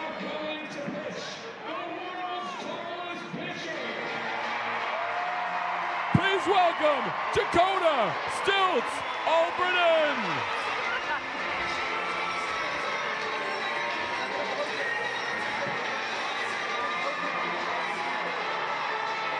Here comes Dakota Stilts, Albritton. Trying to limit the damage to just 6 runs here in the top of the 6th. As he gets loose on the bump, you take a look at his terrific numbers here in 2024. He has been unbelievable out on the pitcher's mound with the Bananas, and it's an excellent choice to bring him into the ball game here. For Ethan Scujay, at least, will not have to exit this game with an MPI that was going to be above 12 minutes out on the mound.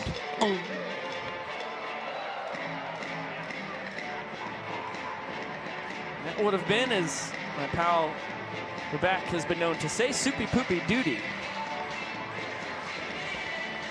Instead, the MPI is null. And Stilts gets a swing and a miss from Hampton. Gives him the tall ball. That thing spent a lot of time in the zone, ended up below the knees. Back up the middle, base hit. And a stake to boot for Reese Hampton as Porter's gonna rumble into third. 7th spot now for the Animals. Well, for Reese Hampton to start this inning, hit one in a very similar spot. Surprised Dalton Malden was playing him to pull a bit more, and ends up being very costly as Party Animals almost guaranteed to to get a second point in this ballgame and cut into that Bananas lead. Jordan Hussein pops it to the right side. Dalton Malden on the run. Nice snag. Stops the bleeding. The most runs scored we have ever seen in an inning is 7. The Party Animals match it here in the top of the 6th.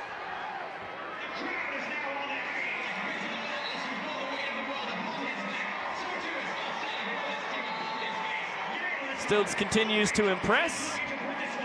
Now just 1 earned run across 11 innings pitched this year. And let's get it down to the Party Animals dugout to Mr. Draketoll. Nico, Josh, I'm here with Armando Becerra, who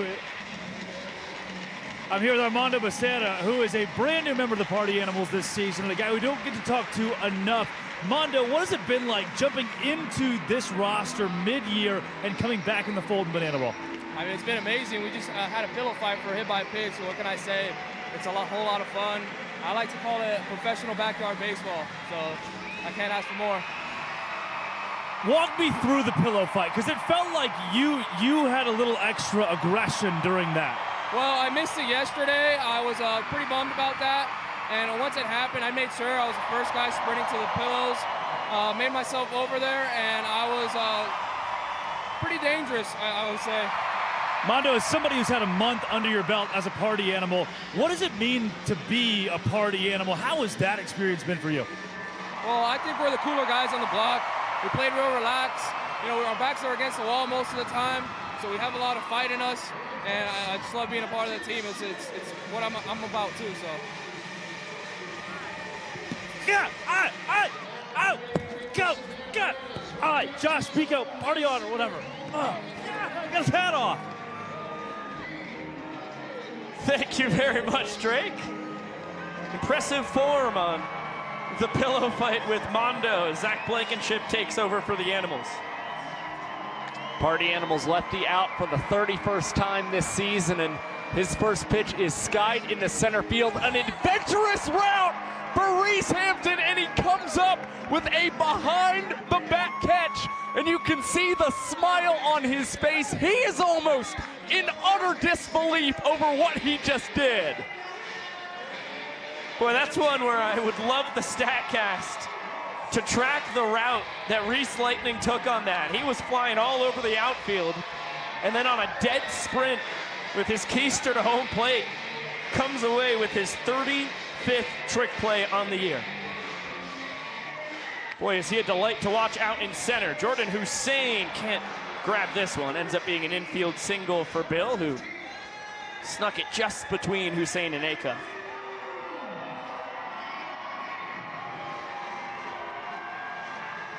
One man is aboard. The Bananas need 5 more to reach base before they can dream of tying this inning. Fastball just barely misses to Robert Anthony Cruz.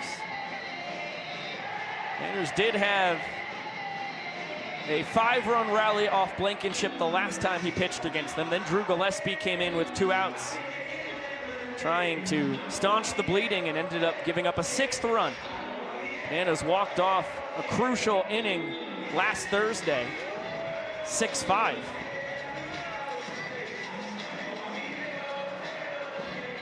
Flash pinch running here for Leroy. This one chopped to Swan between the legs, over to second for 1, flip back. They scoop by Swan, but Cruz shows off the wheels to turn it into a fielder's choice. Good hustle by Robert Anthony Cruz, and a really nice trick play as well from Jason Swan with the between the legs transition, and then he's able to grab the force out there at the second base bag for the Animals.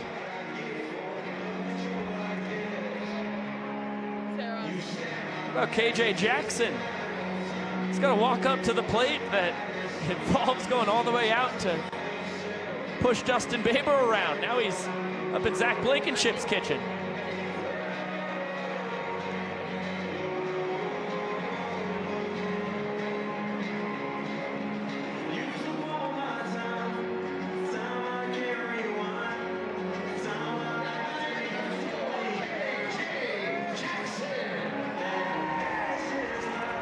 The low road.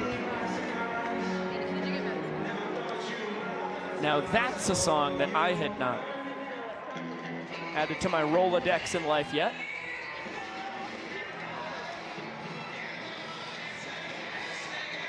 You play me JT and the City Girls. Now those are my jams, but not as knowledgeable on the country front.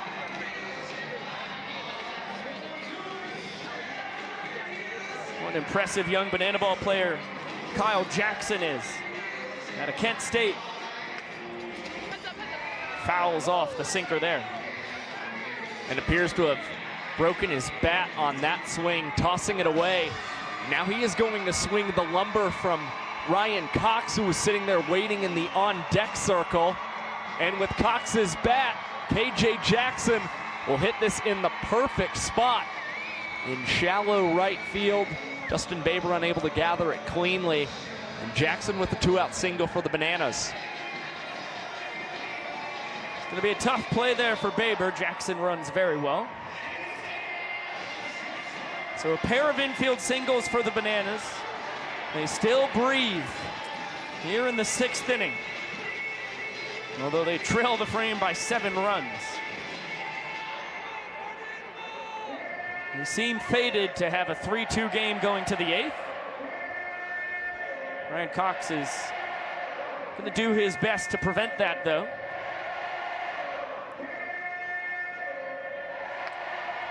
Flicks it out to left center field. The inning continues. That one sneaks between Thomas and Hampton. So Cruz and Jackson both come in on the flared double from Coxie. Well, that was impressive.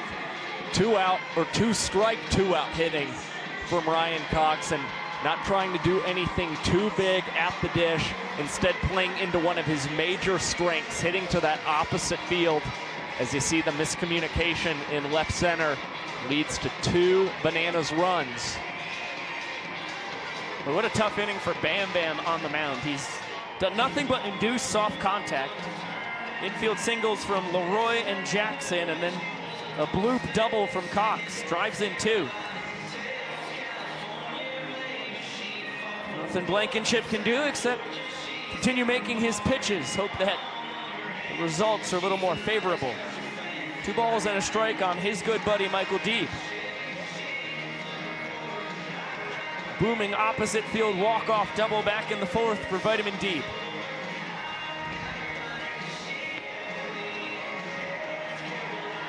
Fastball in on the inside corner. Count 2-2.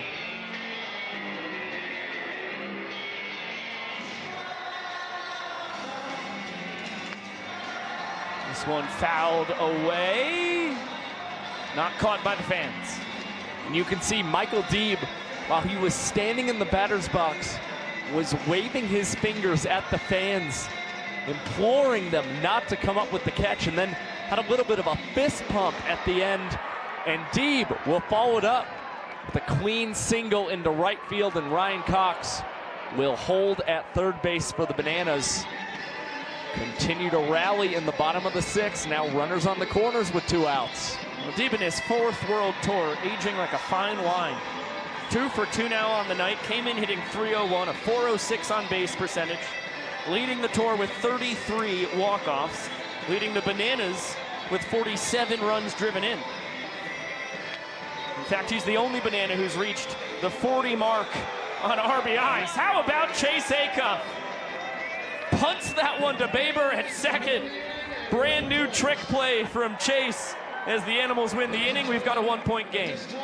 File that under a Paul O'Neill type trick play from Chase Acuff. The creativity off the charts, and the Party Animals with point number 2 in tonight's ball game.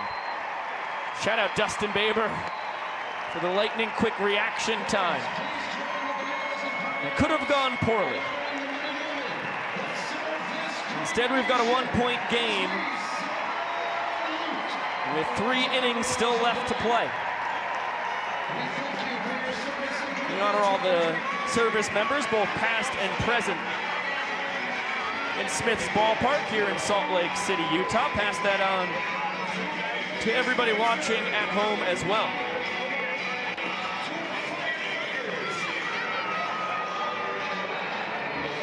Good time to let everybody know that we're not just giving away one pair of shoes courtesy of our friends over at Zappos tonight. No, we're not even just giving away 2 pairs of shoes.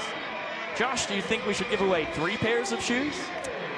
No, I think we could plus it. Okay, how about 4, buddy? That's not good enough. All right, final answer. 5 pairs of shoes! You betcha, 5 pairs of shoes. Given away tonight thanks to our buddies over at Zappos.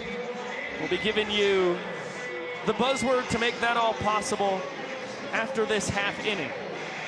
Before we get there, Andy Archer will take over on the bump for the Nanners. Well, this is the 26th time that Andy Archer has been on the mound for the Bananas. And he's admitted that the biggest weakness for him this season has been his inconsistencies in locating first pitch strikes and getting ahead in counts to the Party Animals. But his last outing was really superb. A scoreless inning of relief. He induced 3 groundouts on 9 pitches in 2 minutes on the dot. And his first offering is hit to deep center field. DR Meadows will watch this one over his shoulder, bounce off of the warning track. And Jake Skoll has another double for the Party Animals and another multi-hit game. That's 7 in a row now for the former first rounder. Grabs his tour-leading 39th extra base hit. What a 4th season of Banana Ball the pride of Woodstock, Georgia is having. He's in scoring position for Chase Acuff, who's ahead 2 balls and no strikes here against Archer. He's flown out and lined out to right, hit in the head by an Ethan Skuja pitch his last time. Now he's hit in the forearm by an Andy Archer offering. He'll gritty his way to first. Wow, rare that you see Almost forgot to. No, thank you. Uh-oh. man at the plate hit in back-to-back plate appearances, and now we hope everything is okay with Vincent Chapman behind the dish, who appeared to catch some of that banana ball, as well as the coaches and the umpire crew come to check on him. Francis Gilbert, the athletic trainer, is the most important person to get out there and check on Vincent Chapman.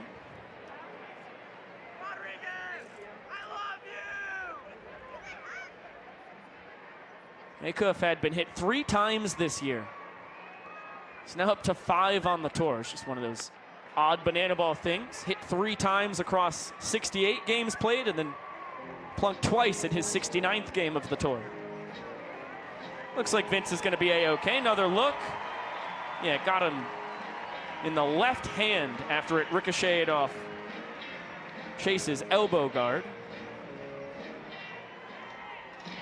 Good to see Vince back in action.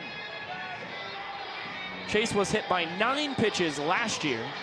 That was second to only Bryson Bloomer in the plunk department. Well, what both of those guys have in common is they stand pretty close to the plate in that right-handed batter's box, and that's why you saw the hit by pitch number so juicy for those 2 guys a season ago. Very nice split change up there for strike 2. Goes back to it. Good job there by Fisher, fouling off a change with nasty movement. Also has to look out for the 4-seam, 2-seam, and cut fastball. There it is. Archer goes to the 2-seam, gets the K. And the full capacity crowd gets 3 donuts thanks to Duncan. Well, they weren't able to get some donuts a night ago as Jordan Hussein did not go down swinging. But tonight it's Andy Archer not only getting his first out here in the 7th, but getting everybody here in Salt Lake City some free Duncan.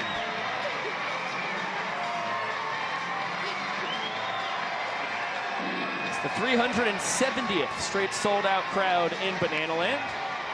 As Jason Swan lifts this to right center field, Olsen backpedaling, makes the catch. And that was a wise decision from Jackson Olsen, calling off his fielders despite backpedaling in that shallow outfield grass, and just coming up with a standard catch for the Bananas, as Archer will see if he can escape trouble without allowing the Party Animals to score. 2 men on with 2 outs for Tanner Thomas.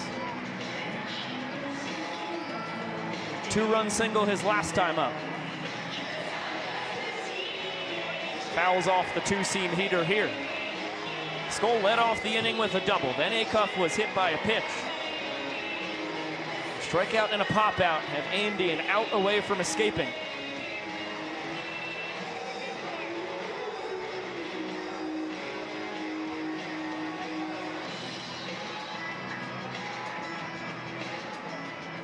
Two-one fouled straight back.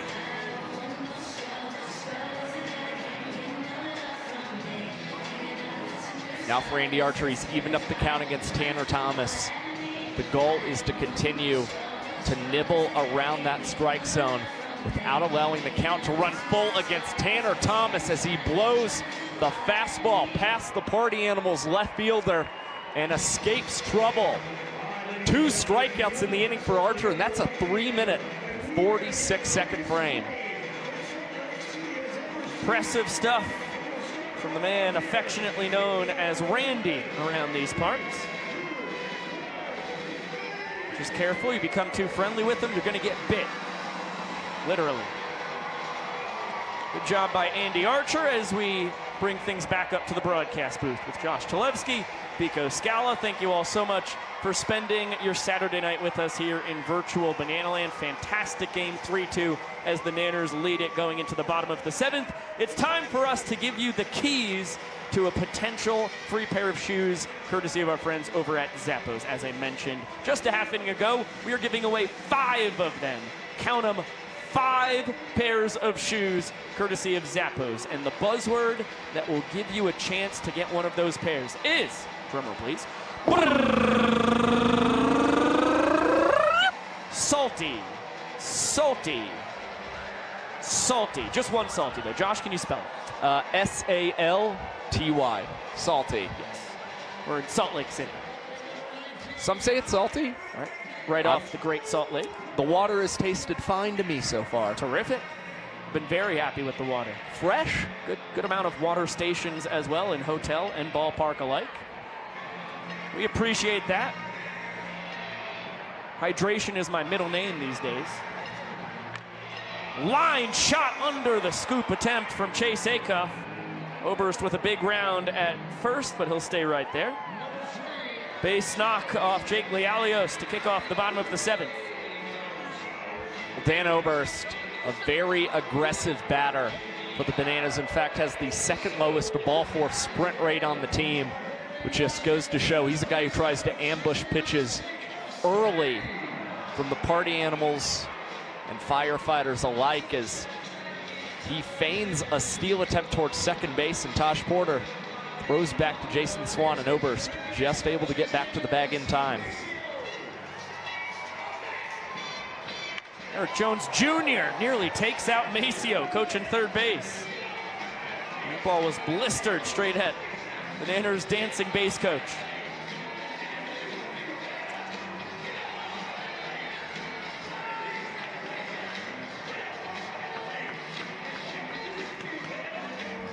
AJ 1 for 2 on the night. Single back in the 2nd inning, set up the Reese Alexiadis walk-off sprint.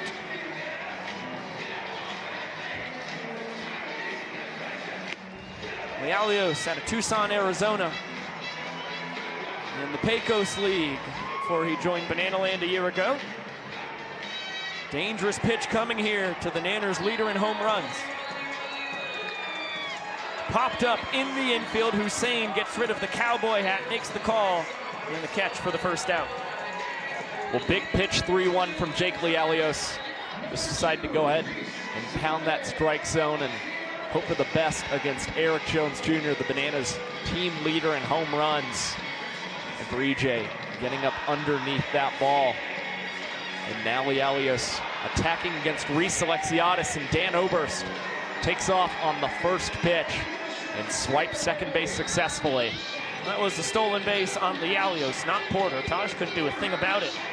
And got a fantastic jump. Now 13 for 15 in his stolen base tries. Inning-winning run in scoring position. 1-1 count here on Super Reese, who homered last night. tried to make it back-to-back ball games with a dinger, behind 1-2.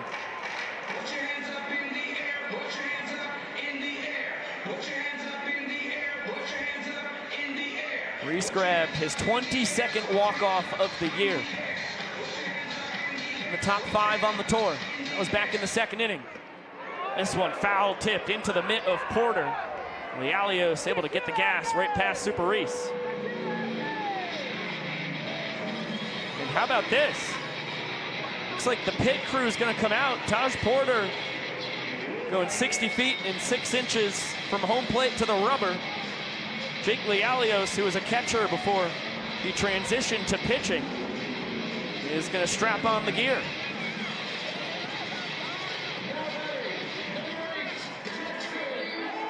That is impressively quick stuff from the Party Animals to get Lialios in full gear.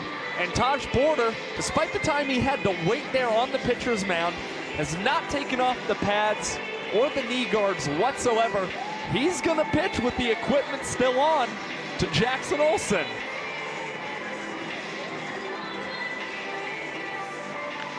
First pitch fouled off. Looked like Taj got some good velo on that, with the gear still on him and everything. Looking like Caitlin Scott out in the field.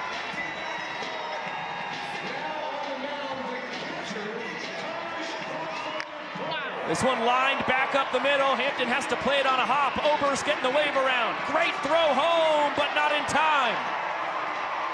And Olsen walks off the 7th inning. Nanners double their lead. Well, for Taj Porter, he was finding the strike zone against Jackson Olsen, but Olsen has been so good that when he puts the ball in play, it landing for hits, leading the Bananas in batting average on balls in play this season, which also just goes to show that Olsen, with a lot of hard contact, and he gets the barrel on that ball. The Nanners now lead 4-2 with 2 innings to play. Jackie with his 19th inning ender on the year.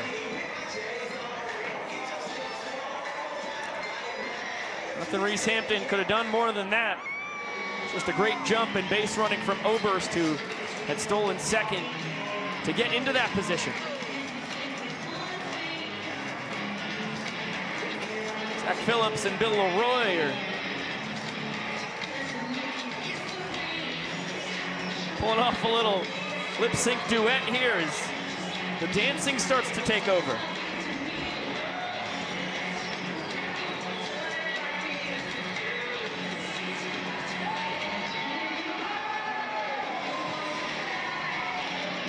The boys are back.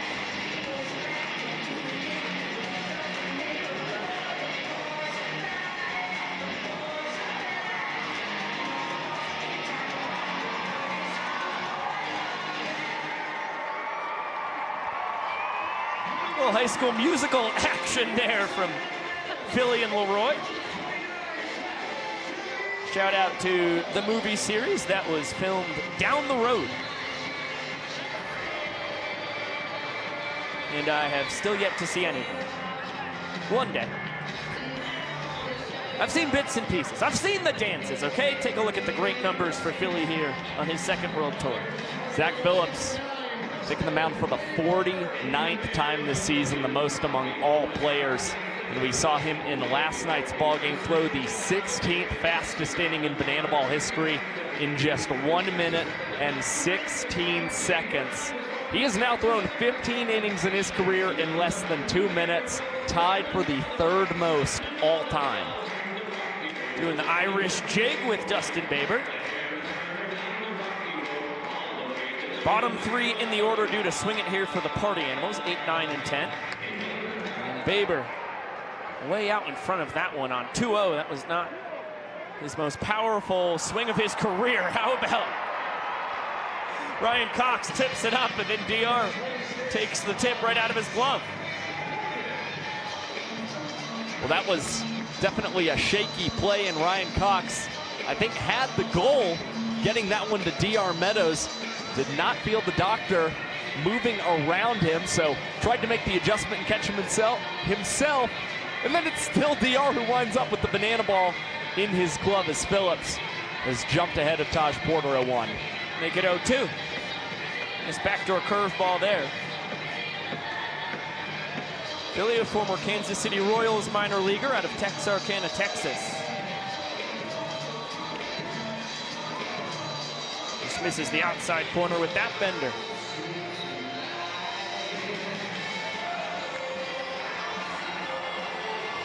We'll get another 2-2.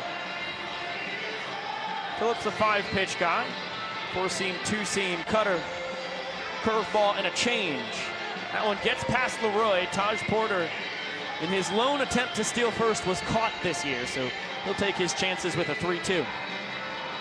And Taj also knows that being a natural right-hander, he swings it a little better from that right-handed side of the dish. Likes his chances with a 3-2 count and lifts this one over the head of Reese Alexiadis in right field. It's going to be extra bases for Porter, who will pull into second base standing up. Boy, Taj is having a really impressive rookie campaign in Banana Land. He's 1 for 3 tonight. Had a 2-run sprint his last time. That's his 8th extra base hit, but most importantly, came in hitting .297 with a .385 on base percentage. When you're getting that from a guy who's terrific behind the dish catching as well, I mean, you sign up for that every year. I mean, not only are you getting a guy who's been a very consistent offensive contributor, but Taj leading all catchers on tour in caught stealing percentage as well. So a really excellent arm behind the dish. Well, Mondo with a swinging bunt. Phillips takes it off the line.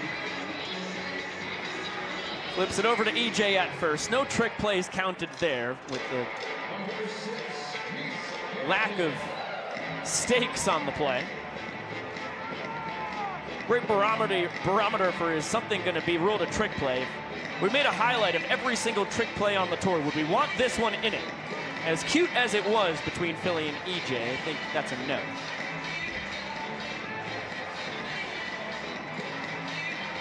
Fastball above the zone to Reese Hampton. Turns around to hit from the right side for the second time tonight. Popped out to short from the right side earlier. From the left side, he's 2 for 3 with the run driven in.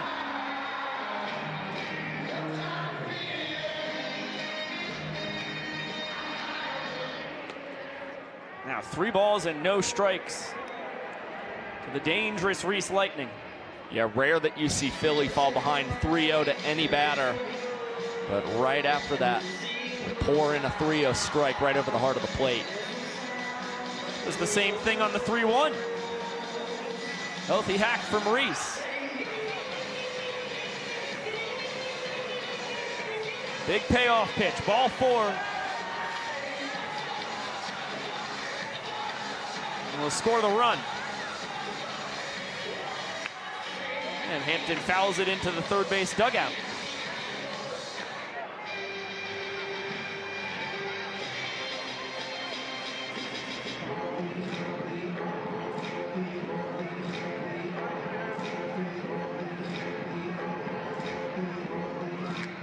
This one lifted deep to right, but moseying over and making the catch is Reese Alexiadis.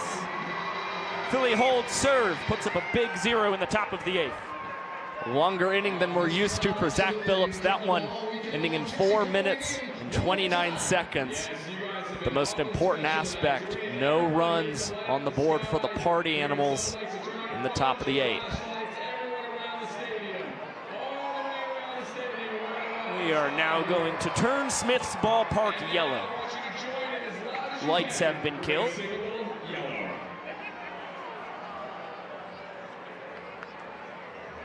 And the lights in the ballpark replaced by over 14,000 lights in the stands.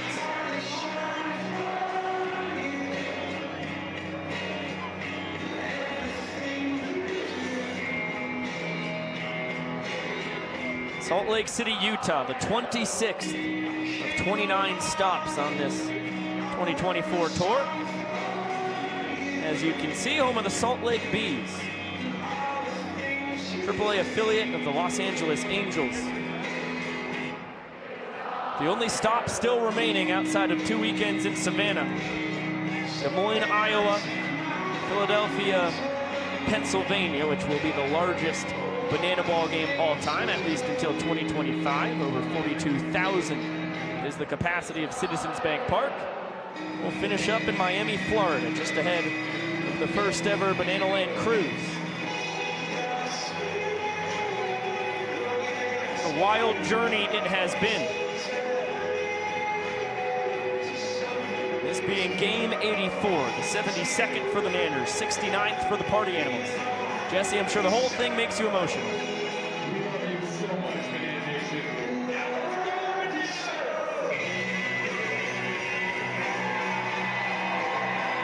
That's how I'd feel too if I was down there in the yellow tux. Shoot, that's how I feel up here in the booth. It's a 4-2 lead for the Bananas in the all-important points department. Dalton Ponce takes over on the mound. He's been one of the best, both as a starter and reliever for the Animals this year. Was an earned run average just a hair above 2 since the start of June for the Animals.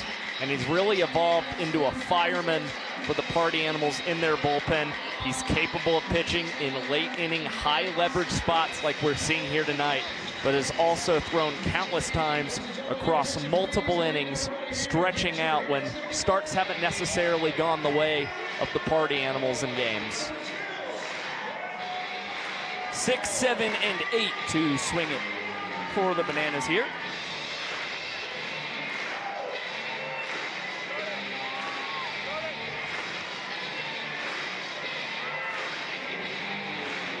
Leroy, Cruz, and Hosley. Bill singled his last time. Wow, where did that miss?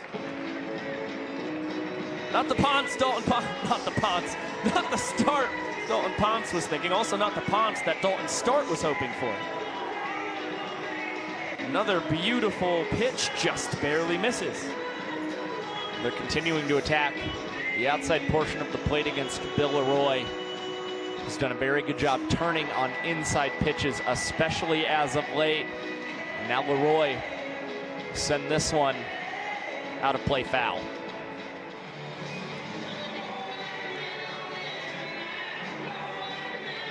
Swing and a miss. Nice offering there from Ponce to even up the count. He's got a 4-seam, 2-seam fastball, changeup slider, and a 12-6 curveball that's in the mid-60s. Fastball is high 80s to 90, 91. And that's a great take from Bill on the bender. Well, again, his discipline is off the charts for the Savannah Bananas. Now it's Ponce coming set with the 3-2 pitch, and Leroy skies this one in the infield. Jason Swan will call off Dalton Ponce, who thought about fielding that one, and come away with the first out of the 8th. Good battle there from the kid out of Fontana, California. Fell behind 3-1. He induces the pop out. And now the fans boogieing in the stands as Robert Anthony Cruz steps in and takes the changeup just to pinch down and out.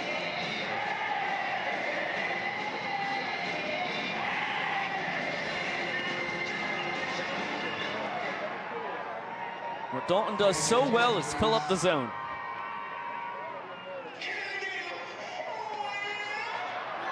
And he's done so throughout his entire collegiate career too at St. Mary's College of California and Long Beach State. Always been an excellent strike thrower. And has owned this matchup against a fellow banana ball rookie and Robert Anthony Cruz, who's just 2 for 11 against Ponce here in 2024. And Dalton wins the battle between the fellas from Fontana. Excellent execution once again from Ponce. Well, what's been so encouraging to see for Ponce as his season has progressed, that strikeout rate on the pitcher's mound has just continued to climb, and that makes you feel really good about what he could possibly do in 2025 on a banana ball roster. See, almost every player in banana ball gets better their second year in the sport.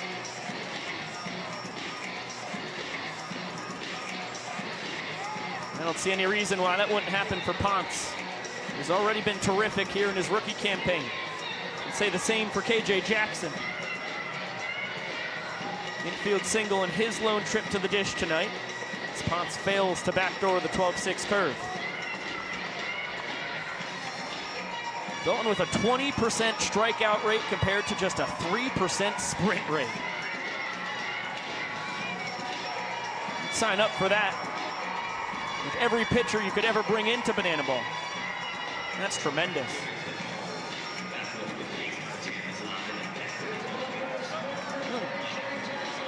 Classic case of the broadcaster's jinx. KJ Jackson trying to make it a two-base sprint. He will. Puts the pressure on the Party Animals. And they can't get it cleanly to Jake Skoll, the 7th and final man who had to touch the ball before it was live. Well, now KJ on the base paths for the 2nd time tonight, and we saw a lot of excellent hustle from him in the 6th inning of play, scoring on Ryan Cox's double. There's also a little bit of a miscommunication between Tanner Thomas and Reese Hampton. Streaked all the way home from first base. Dalton Ponce a little erratic here. 5 of his last 6 pitches have been balls. That doesn't last for long. Chance for the fans to get him out of the inning. Cox has another life.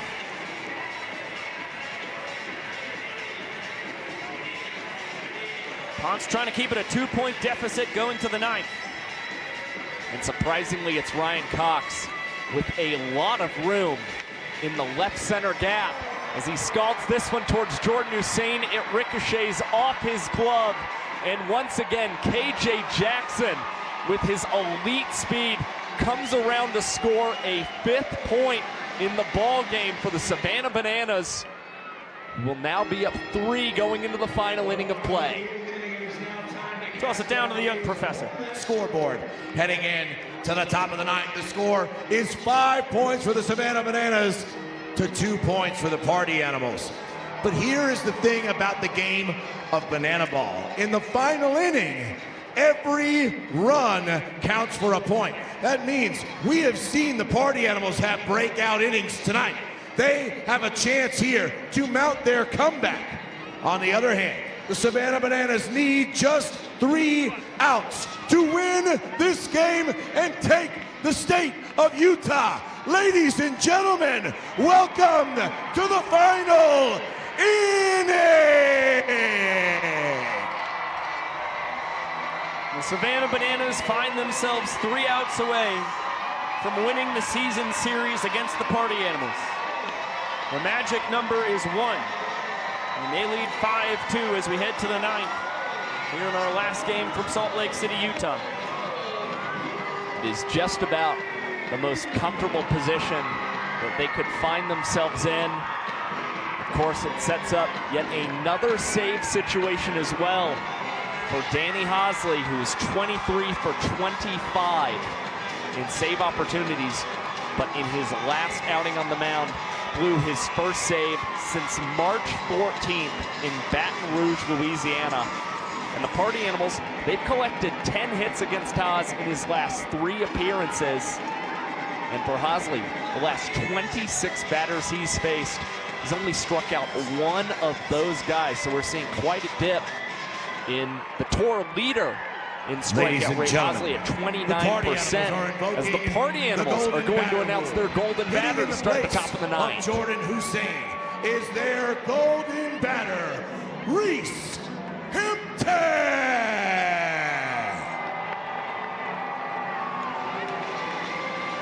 So for a second straight night, Jordan Hussein is pinch hit for by the golden batter in the 9th. Last night it was Jake Skoll who flew out. Tonight it's Reese Hampton, who lifetime has plenty of enormous swings off Danny Hosley and has had a lot of success as a golden batter as well. We've also seen Hampton with 2 hits in tonight's ballgame, and he's the guy who is often setting the table for this team, but swings at the first pitch. It goes right back to Danny Hosley. And Danny doing it all with the trick play on the mound for the Bananas.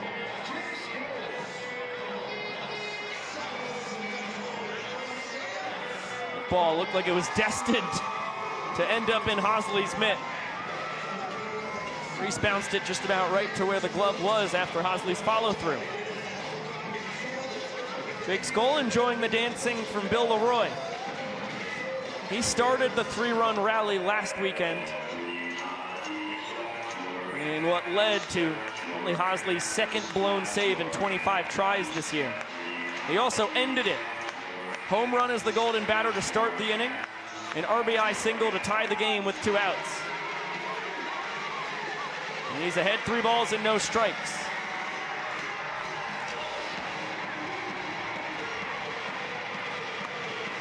Fastball in there. Pitcher's pitch on a 3-0.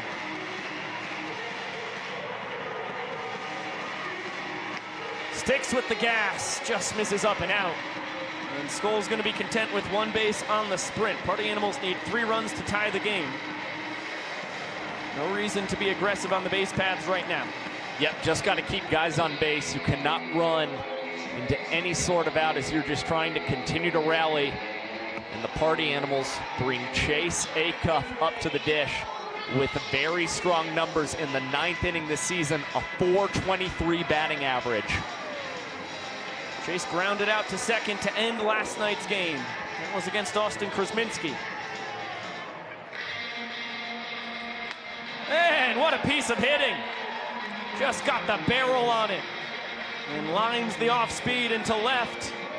All of a sudden, Noah Fisher represents the game's tying run at the plate.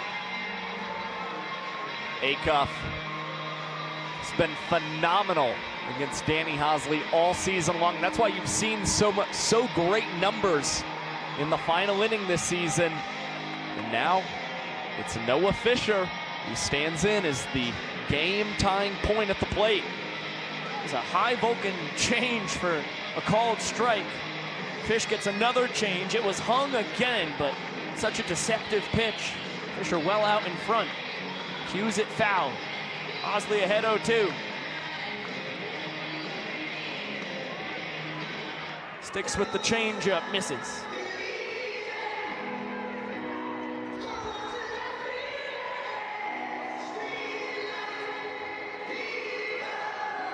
Two balls and 2 strikes on the Party Animals designated hitter.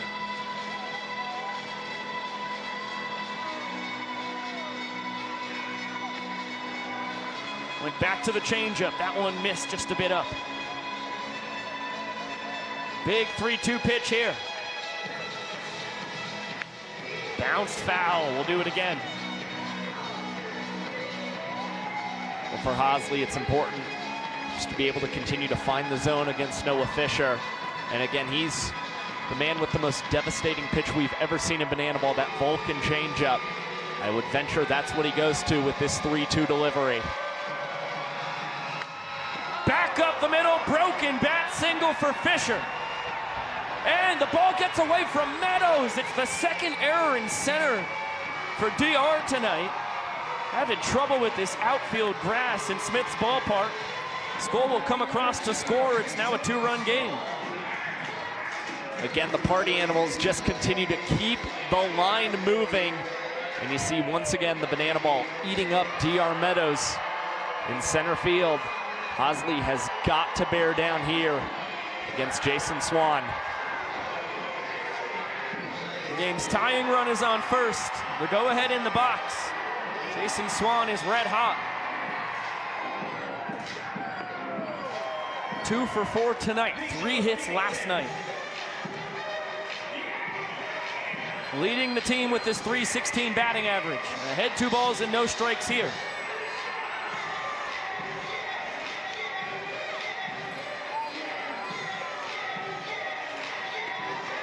Hosley trying to find his dominant form again.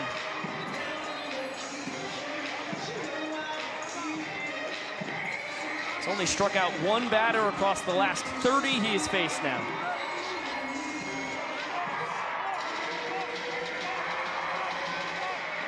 And he misses on Swan inside. It's a sprint. Acuff's going to score easily.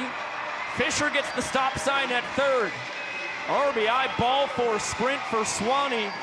It's a 1-point game. And the tying runs on third.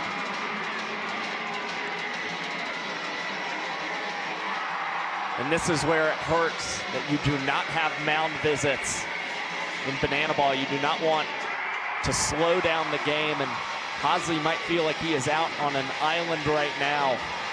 And obviously, things just continue to feel like they compound, considering the last 3 outings for Hosley have also not necessarily been ideal. Ball and a strike here on Tanner Thomas. Swan stays put at first as that ball squirts away from Leroy.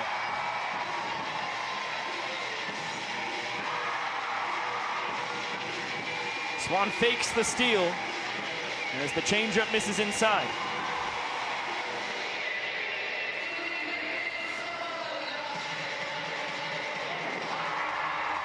Boy, Thomas just missed the fastball there.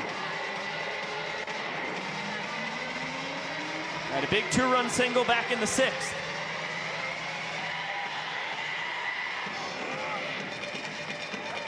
Swan takes off here, and what a take. Tanner Thomas has worked the count full as Swan swipes second. And that could be a massive stolen base if Hosley cannot find the zone. And Thomas is able to work the ball for a sprint. The Party Animals could take the outright lead in this ball game against the Bananas. Boy, Tanner just missed a 3-run homer by just a couple feet. Flirting with the right field foul pole. It's just a hair early. Infield in for the Bananas. Another payoff. Fouled straight back. We're going to do it again. 7 pitches in this battle between Tanner Thomas and Danny Hosley. Ryan Cox appears trying to give Danny Hosley a couple words of encouragement from the shortstop position as all the infield is shifted in. Hosley delivers the payoff that gets away from Bill Leroy, and the Party Animals are going to take the lead in this ballgame, and Tanner Thomas will have at least 3 bases on the sprint.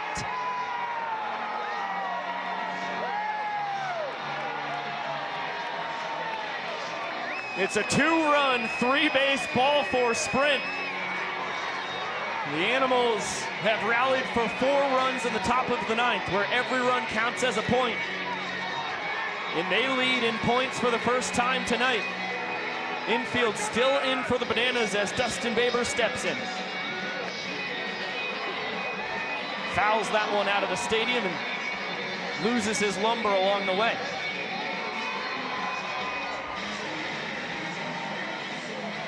Jake Scholl's gonna lather it up with some pine tar. And give Baber his weapon back.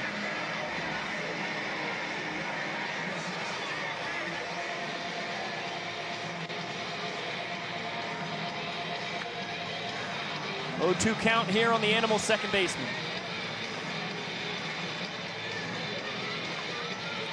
The Bananas still keeping that infield in case Baber puts this one in play in the infield. They are trying to keep the Animals from scoring any kind of insurance point as all of the Animals scatter and the fans almost make a massive catch to get Danny Hosley a second out in the top of the 9th and juggle it, unable to get it in their hands cleanly. Baber battling, as all the Party Animals have done here in the 4-run top of the 9th.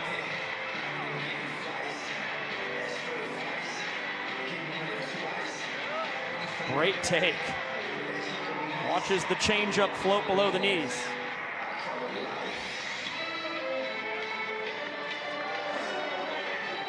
And make it 2-2.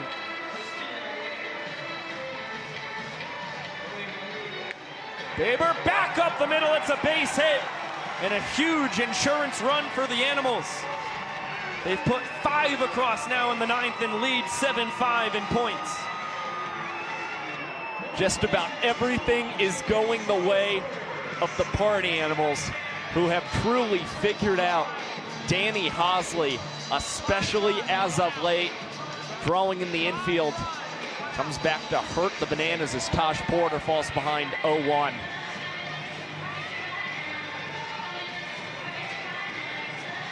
Well, they're just seeing that changeup so well, which, as Josh mentioned, this inning has been the best pitch in banana ball history. And as I say that, Taj really swings out of his shoes on it.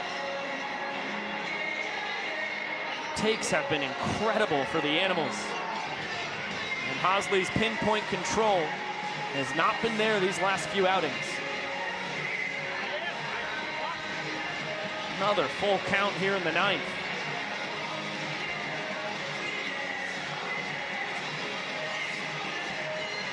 And there is the strikeout on the fastball. Porter down swinging. Well, now 6 of the 8 men who have come up to the dish against Danny Hosley allowed their plate appearances to go 5 pitches or more. Really impressive the way they've battled and continued to come away with successful plate appearances as well. Armando Becerra had 2 balls and no strikes. For 3 on the night. But ahead 3-0 here. Honestly trying to find it. We'll check on Baber over at first.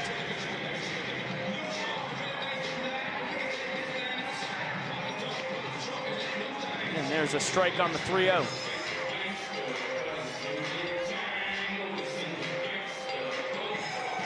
Becerra works the sprint.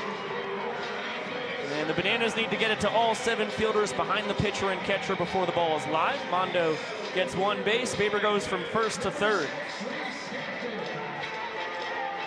It's the 4th sprint Hosley's allowed here in the top of the 9th. And that will end the night for Danny Hosley as well, as the Bananas have opted to insert Correll Prime into the ballgame to try and escape this situation with the men on the corners. And Reese Hampton back up to the plate for the 2nd time this inning after he started as the golden batter. Prime, a former Rockies and Rangers minor leaguer. That's when he was a position player only. Became a pitcher in the American Association a year ago, and well, he's looked terrific on the mound so far in his banana ball career. 1-0 here on Hampton. That ball ripped, but foul.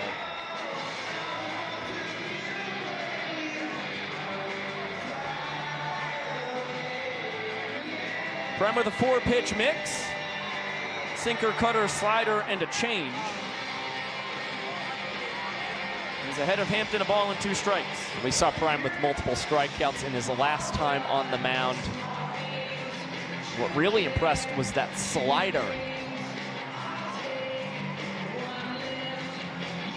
There goes Mondo from first. He's going to steal second easily. Had a tremendous jump. And Roy didn't have a chance, so Becerra now 4 for 5 in his stolen base attempts on the tour. 2-2. What a check there by Hampton on the slider.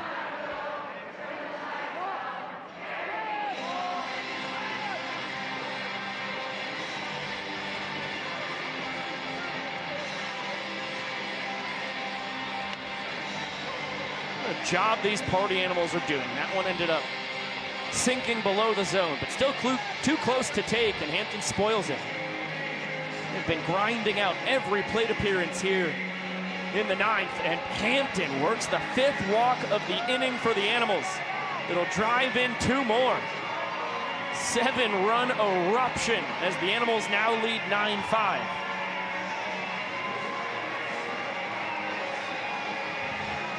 Well, for the party animals, vibes incredibly high over on that 3rd base side. And you can see the Bananas, especially the way that they're handling that sprint defense, just looking deflated at this blow up here in the top of the 9th. It's also exhausting for the outfielders to have to make 5 sprints in from their position to second base and then jog back out. Surprising how much endurance is necessary to be a fielder in banana ball. All the rookies tell us that. 2-2 here on Jordan Hussein. He's the 11th animal to come to the plate this inning. And he strikes out looking. Nice two-seamer there from Prime. But the Animals, with their second 7-run inning of the night, they now lead by 4. Back down to the young professor. 9-5 against the Bananas. The Bananas are in a must-score situation here. 4 runs will tie it and send it to showdowns. 5 runs will walk it off and win the whole thing. Ladies and gentlemen of Salt Lake City, it all comes down to this. What a roller coaster ride this game has been. Bananas walked off each of the first 2 innings.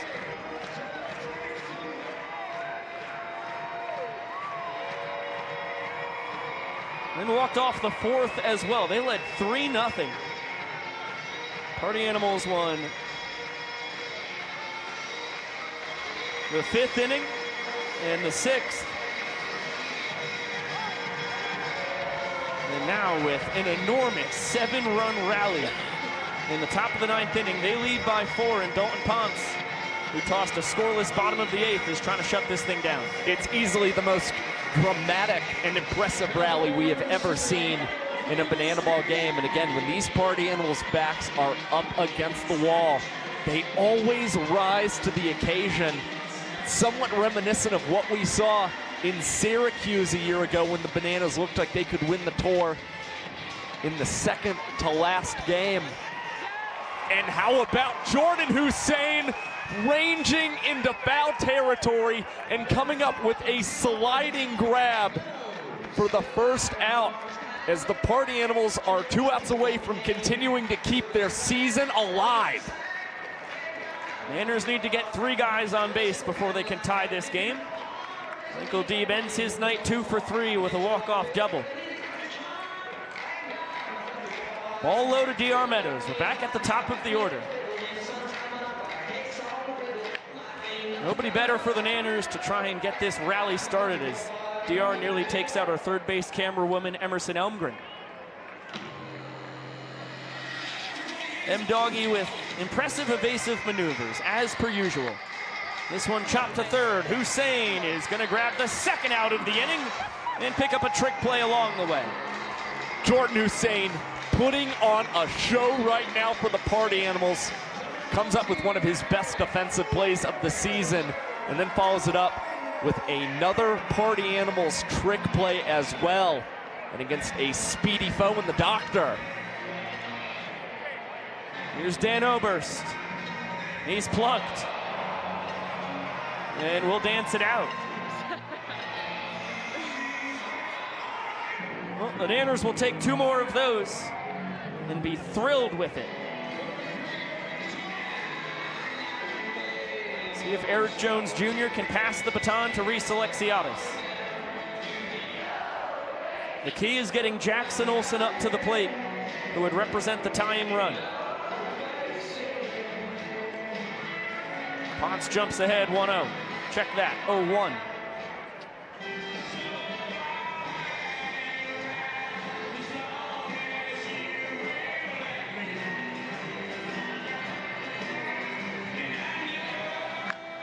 Line drive base hit. EJ keeps the Bananas' hopes alive.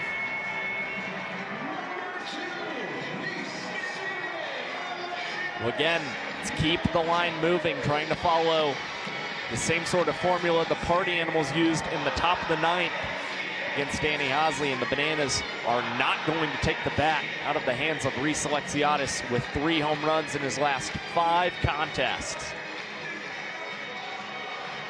Big difference is Ponce has already gifted the Bananas 1 base runner. I would wager that's all. He's going to make them hit their way on. EJ was able to do just that. Now Reese Alexiadis as the Bananas down to their final strike.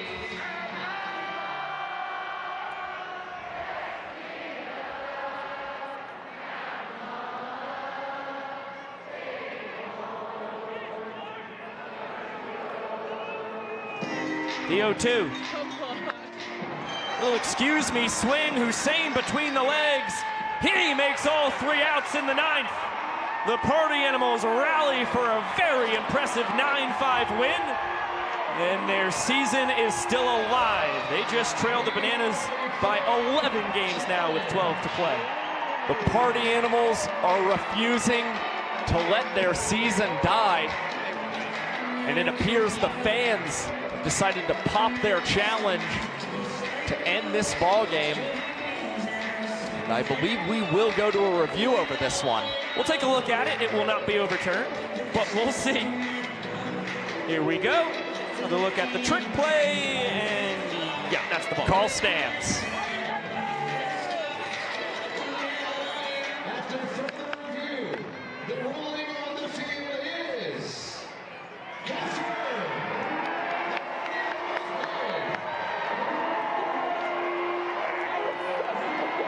They were up against it, down 3 runs, going into the top of the 9th inning when they went nuclear. 7-run rally, and they win 9-5. It was 9 straight wins a year ago to shock the Bananas. It's going to have to be 13 straight for the Party Animals here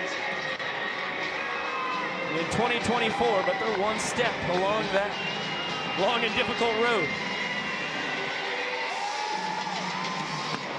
And now they get to go to Des Moines, Iowa, where the 9-game winning streak started last year. Once again, it's a Brett Helton start that gets things going, keeps the Animals alive. And good to see Drew Gillespie get to take part in the festivities as he fires off the streamers. We'll toss it down to Mr. Drake Toll. Biko, Josh, here with Mike Vavasis. What just happened? We supplied a bunch of energy, and we got the boys going. We rallied together off one of the best arms on the Bananas, and we put it to it, and we had a party out there and did it to it. Down 5-2 in the game. Let's just not even talk tour yet. Down 5-2 in the game. How do you bring it back to rally in that moment, especially knowing that you are down these amount of games with the tour to go? You know, it's about keeping a positive energy in the dugout. It's not staying down. It's something that we did early in the year as we got down pretty quick, kept the energy up, kept the guys fired up, and they were ready to play. They came in the 9th. I knew we had something going. Vava, it's tough to talk about the entire end of the tour, 13 games left, this being a catalyst, but if it's going to be a moment, it's a moment like that right there. It feels like at least. Absolutely. That's one of those things where it could be a turning point in the season that really brings momentum our way, kind of finding something in the past games. A lot of close games, a lot of close calls, but this is really where we had to outshine everyone right here. Vava, you're going to Des Moines, Iowa, and the tour is still alive. It is, and that's where it all started last year, so hopefully we got some good juju going into Des Moines.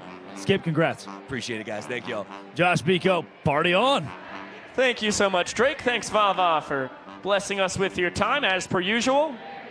What an impressive win from the Animals here tonight as we take things back up to the booth with Josh Chalevsky, Biko Scala. Once again, a big thank you for spending your Saturday night with us here in virtual Banana Land, coming to you from Salt Lake City, Utah. So the Bananas and the Party Animals end up splitting the Beehive State, and the Animals are still alive. I don't know what else to say except the Party Animals always prove that they are clutch when they need to be. Again, when their backs are up against the wall, they never crumble. They're always rising to the occasion, and that was evident by that 7-point 9th inning rally in tonight's game. The second time in the game where they scored 7 runs in an inning, which was unbelievable. And for Danny Hosley, unfortunately, just did not have control whatsoever out on the mound, issuing 4 sprints to the Party Animals. Outside of that, everything went so well tonight for the Bananas. It appeared like the season series was going to go in their favor. And now going forward, seeing how shaky things have gone for Danny Hosley across this last month, again, it sounds so crazy. You would have never thought this about a month and a half ago, but it may be time for the Savannah Bananas to reconsider how they choose to utilize their closers in this ballgame, especially considering just how well Zach Phillips and Austin Krzyminski have been pitching as of late. Yeah, 100%. That's spot on right there. So it seems insane. It's unimaginable if you would be saying this is what was going to happen 2 weeks ago. but Danny Hosley just doesn't have it right now. So it's going to be really interesting to see how Gillum, Viro, and company handle this situation as we head into a 3-game set this coming week and in Des Moines, Friday, Saturday, and Sunday ball games out there in Iowa. What an unbelievable rally here from this Party Animals team. Can't wait to see if they can keep it going. Again, I think that you're going to see this team manage things a little bit differently. A weekend in the future in Des Moines, you may see the pitchers go a lot deeper into ball games for these Party Animals, and they try and do whatever they can to continue to keep a winning streak going and keep their season alive.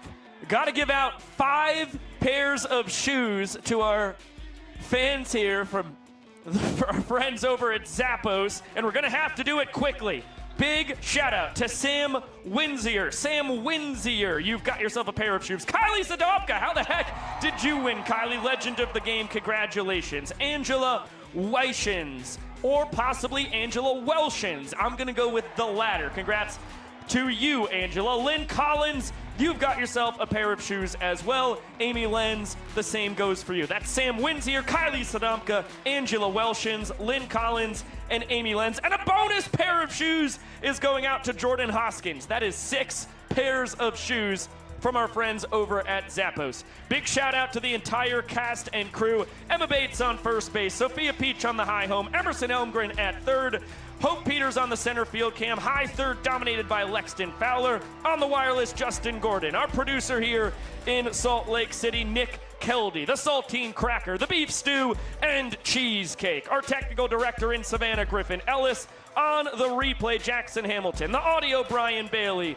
The scorebug, Kwanzi. On the graphics, Dakota Burns said. The statistics on said graphics, Mikey O'Connor, and our moderators in the chat. It is Scott Thompson tonight. Thanks so much to Josh Talevsky, Sam Bauman, and Drake Toll, as well as Brett Helton and Mike Vivacis for joining us on the broadcast tonight. For the executive producers of BTV, Jesse, Emily, Carrie Cole, as well as Jared Orton. I'm Biko Scala saying so long for now. We'll see you Friday night on True TV and the Bananas YouTube page, live from Des Moines, Iowa, as the Bananas once again need just one win to take the season series from the Party Animals.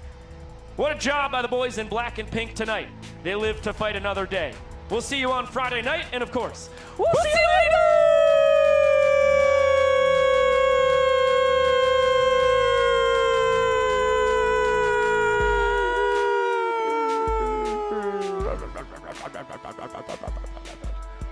Great work, Bingo.